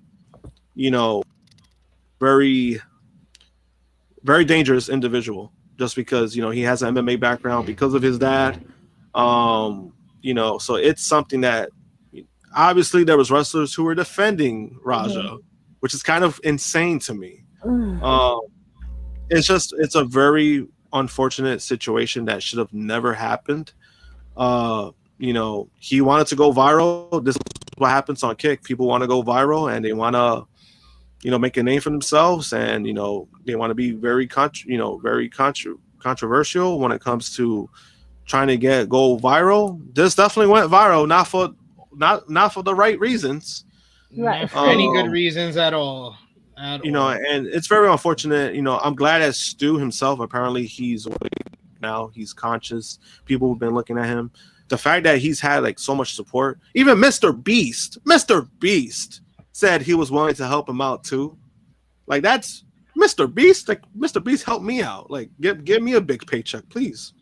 That's crazy. Somebody like that, a guy with his platform and his pull to reach, to say that, he wanted to reach and he wanted to help out. That's very telling in the situation. It's just, all of it is very unfortunate. I just think, there are people in that promotion who need to be held accountable for what happened. And WWE did their part to hold them accountable. WWE has removed the Knox Pro from their talent recruitment website reports. PW Insider, the Knox Pro was listed on the site as recently as earlier this week. This follows Knox Pro removing the WWE ID branding from their social media accounts earlier this week, and the WWE ID X account unfollowing Knox Pro, as well as the accounts of Rikishi, who owns Knox Pro, and Black Pearl, who is the head trainer at the school. Knox Pro Wrestling is no longer a WWE affiliated school following the incident involving Raja Jackson, per a new report. The F4W Online's Brian Alvarez reports that, according to his sources, WWE has pulled Knox Pro ID affiliation over the matter. This comes after Knox Pro pulled their branding off as well. But unfortunately, this hasn't stopped other promotions from being idiots.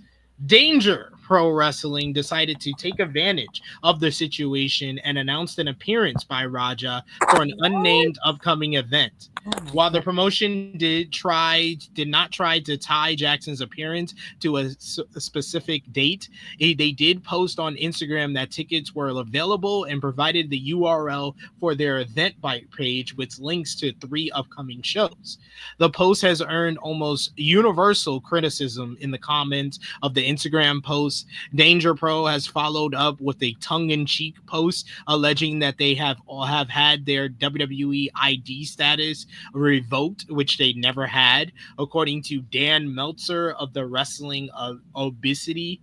In case it was not abundantly clear, Fightful Select has confirmed that the whole thing is a publicity stunt, noting that he's not booked by them, and that's the furthest thing from his priorities at the moment. So, have you seen the clip yet, Miss Krssi Love? I have not seen a clip, but I saw people on TMZ talking about it on like Twitter or whatever. I didn't get to see the clip. I didn't really understand like what it was. But now when you break it down, it's like some crazy story, and it was like it's still going. Like he was like going for a good like 20 minutes talking about this thing. Yeah, it's a layered story. Right. It's a lot. It's a lot to unwrap on that. It's very dangerous. It's just like because it's such a, I've seen situations like this. This reminded me of that situation where that wrestler like was attacking that referee, right? With that guy, he was on Dark Side of the Ring. That was pretty, that was gnarly. Like that itself was very disturbing because it was a ref. A ref shouldn't be in that situation himself, But for this to happen the way that it happened, just completely reckless, and for the talent, who are being, for the guys who are saying to not talk to the police, very disgusting behavior. And the talent who are actually listening, motherfuckers need to have some balls. Like you're an independent contractor. You have no.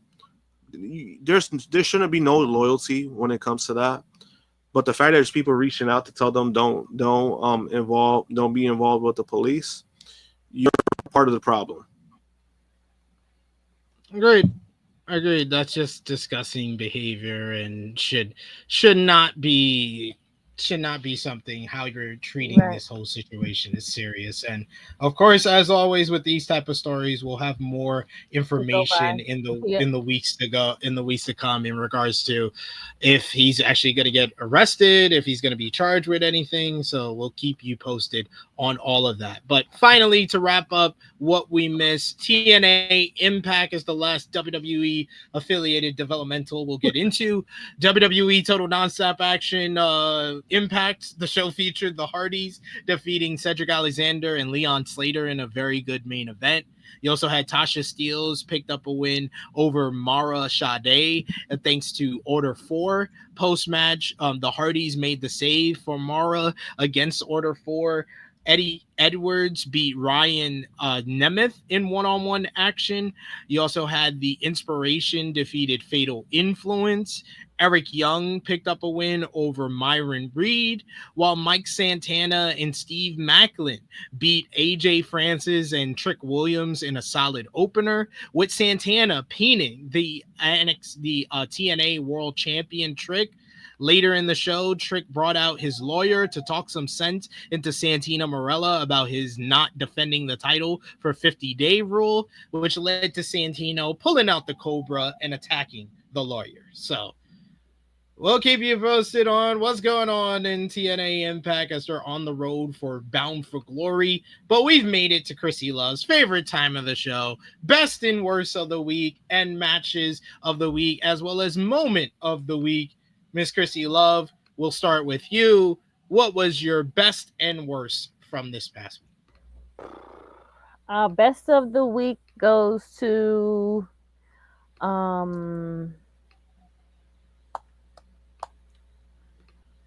Forbidden Door. Okay. Pay-per-view. Worst of the week? Worst. This Rampage story stuff. Yeah, that's kind of where I'm at as well. I put best of the week, AEW in the 2300 arena, and worst of the week, Roger Jackson. Yep, him. Josh? I'm kind of on the same boat. I think best of the week, AEW. Worst of the week, Roger Jackson. Fair. Moment of the week, I went with Hangman and Kenny Omega reuniting on Dynamite. Krssi. Oh yeah, that was a good one. Darby being thrown, Darby and the other guy being thrown on tables. What's the Javon? Javon. So the table throws. The table throws. I was like, oh, we're competing who throws higher. And who lands, who does the best landing. Yeah. Josh? Moment of the week, it does have to do with Darby, but it's more the ear spot with Darby. Oh, the ear Also spot. Also fair. Matches of the week, it was a busy week, so I have 20. I'm sorry. He said what? With honorable mentions. Honorable mention to Lee Moriarty versus Shelwa from Death Before Dishonor, and the Young Bucks versus Paragon from Collision. Number 20, I went Momo Watanabe versus Asari Anoi from Stardom 5-star Grand Prix final. Number 19, Blake Monroe versus Jordan Grace from Heatwave. 18, Timeless Toni Storm versus Athena from Forbidden Door. 17, Mercedes Moné versus Emerson Jane from RevPro Global Wars UK. 16, John Moxley versus Daniel Garcia from Dynamite. 15, Don Callis family versus Brodito and Jet Speed from Dynamite. 14, Athena versus Mina Shirakawa from Death Before Dishonor. 13, Konosuke Takeshita versus Tomohiro Ishii from Collision. 12, Azumi versus Rina from Stardom 5-star Grand Prix final. 11, Kazuchika Okada versus Swerve Strickland from Forbidden Door. 10, Kyle Fletcher versus Hiromu Takahashi from Forbidden Door. 9, Darby Allin versus Claudio Castagnoli from Dynamite. 8, Obafemi versus Javon Evans from Heatwave. 7, Zack Sabre Jr. versus Nigel McGuinness from Forbidden Door. 6, Zack Sabre Jr. versus Ozaya from RevPro 13th anniversary. Number 5, Leon Slater versus Michael Oku from the 13th anniversary for RevPro. Number 4, Hangman Adam Page versus MJF from Forbidden Door. Number 3, Momo Watanabe versus Azumi from Stardom 5-star Grand Prix final. Number 2, Lights Out Steel Cage match from Forbidden Door. And number 1, Bandito versus Hechizero from Death Before Dishonor. Krssi. Sheesh, that was an earful. For me, 5 is Oba versus Javon. 4, the 4-way match with the ladies for the TNA title. No, TNT title, excuse me. TBS title. That one, whatever. That one. Number 3. Number 3 is going to be Tony Storm versus Athena. Number 2, Zack Sabre Jr. versus Nigel. And then number 1 will go to the Lights Out match. Honorable mention. Honorable mention to Kyle Fletcher and Hiromu. Hiromu. Thank you. Sorry. It's okay. Josh. Don't worry, guys. Don't worry, guys. I have 3.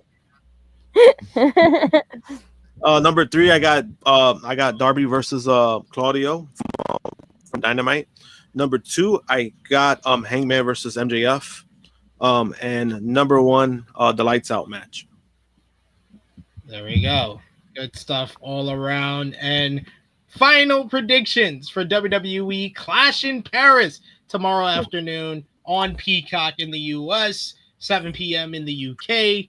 We got for the WWE Tag Team Championships. It's going to be the Wyatt Six defending against the Street Profits. I'll go with the Wyatt Six to retain. Oh, Josh? my God. Ugh. Wyatt Six retain. It's not that I want it. I just see it happening. I don't care if I'm wrong or not. I'm picking a Street Profits. Fuck the damn Wyatt. not the actual Wyatt guy, but them. I don't give a shit. For the WWE Women's Intercontinental Championship, Becky Lynch will defend against WWE Hall of Famer Nikki Bella. I'm going with Becky Lynch. Fuck Nikki. Krssi. I've been trying to tell y'all. Becky fucking Lynch.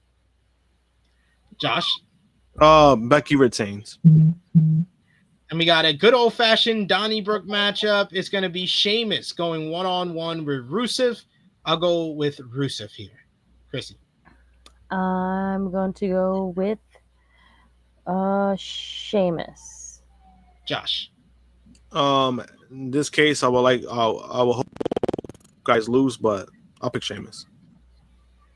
Then we got one-on-one Tribal Chief versus Tribal Thief. Roman Reigns goes one-on-one with Bronson Reed. I'm going with Roman here. Josh. I'm going with Roman. Krssi. For the WWE World Heavyweight Championship, Seth Rollins will defend against LA Knight, Jey Uso, and CM Punk. Krssi. I think Seth retains. What about you, Josh? Seth retains. Yeah, Seth retains easily. And then finally, what should be the main event of the show, John Cena goes one-on-one with Logan Paul. I'll go with Cena here. Krssi. Cena. Josh. John Cena. There we have it. Those are our rapid fire final predictions for WWE Clash in Paris. I'll be back on Monday to review Clash in Paris. We'll figure out who I'm going to be with then, but we'll be talking all about Clash in Paris on Monday. Tomorrow we got a THH cut dropping here on the channel for you all to enjoy. But until we wrap up next week, that is all for this week of the Flagship Podcast. Miss Krssi Love, True Jaw Josh, thank you as always for joining me today. And of course, thank you to all of you for watching. If you haven't already, drop the thumbs up on the video, share this video with all your wrestling fans, friends, and family, and subscribe if you are new. Miss Krssi Love, tell the people where they can find you on social media when they'll see you again. You can find me Krssi Love _1, Tru Heel Krssi Love, or just my plain name. SP and I will figure out our schedules for our other shows other reviews on our other channel. So yep, thank you. See you next week. Josh. You can follow me, JMPunk321, on X and Instagram. And are you doing the review for Monday for Clash? Yes. I might be available for that because might be doing double duty because I'm off, but it's also my 8-year anniversary with Wendy, so I might be that's what's up. I like that. I like to hear that. That's always good. So let's let me know. Let me know. You're more than free to spend the day with Wendy, of course. And thank you to Rick Shaw who said, enjoyed the bit I saw, got a new sub. We appreciate you. Welcome to the family. We're here consistently, pretty much every day of the week. Something's dropping. It could be a short. It could be a pre-recorded video. We're live here, guaranteed at least 3 to 4 times a week, especially Saturdays with our flagship podcast. So don't make this the last time you join us on a Saturday to talk about the week that was in pro wrestling. Until then, you can follow me on the Twitter machine at Tru Heel SP3. Follow the gang, Facebook, Twitter, Instagram, TikTok at Tru Heel Heat. Patreon.com/Tru Heel Heat. $3 a month gets you exclusive content. That's the best way to support us when we are not live here. And check out our GOAT Match series, our new series over at Patreon right now. Happy anniversary to Josh and Wendy. Good to see Krssi back, and we'll be back with you next Saturday to talk all about some pro wrestling once again. But for Miss Krssi Love, for the True Jaw Josh, it is me, your Tru Heel Phenom, SP3.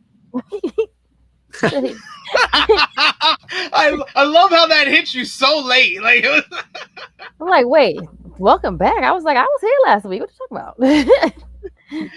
about? This has been another edition of our flagship podcast for Miss Krssi Love, for True Jaw Josh. It is me, your Tru Heel Phenom, SP3. This has been Tru Heel Heat 344. I always forget the title. Oh, Last of the Cock. Yes, okay. Last of the Cock. I almost forgot. We are signing off until next time. Later.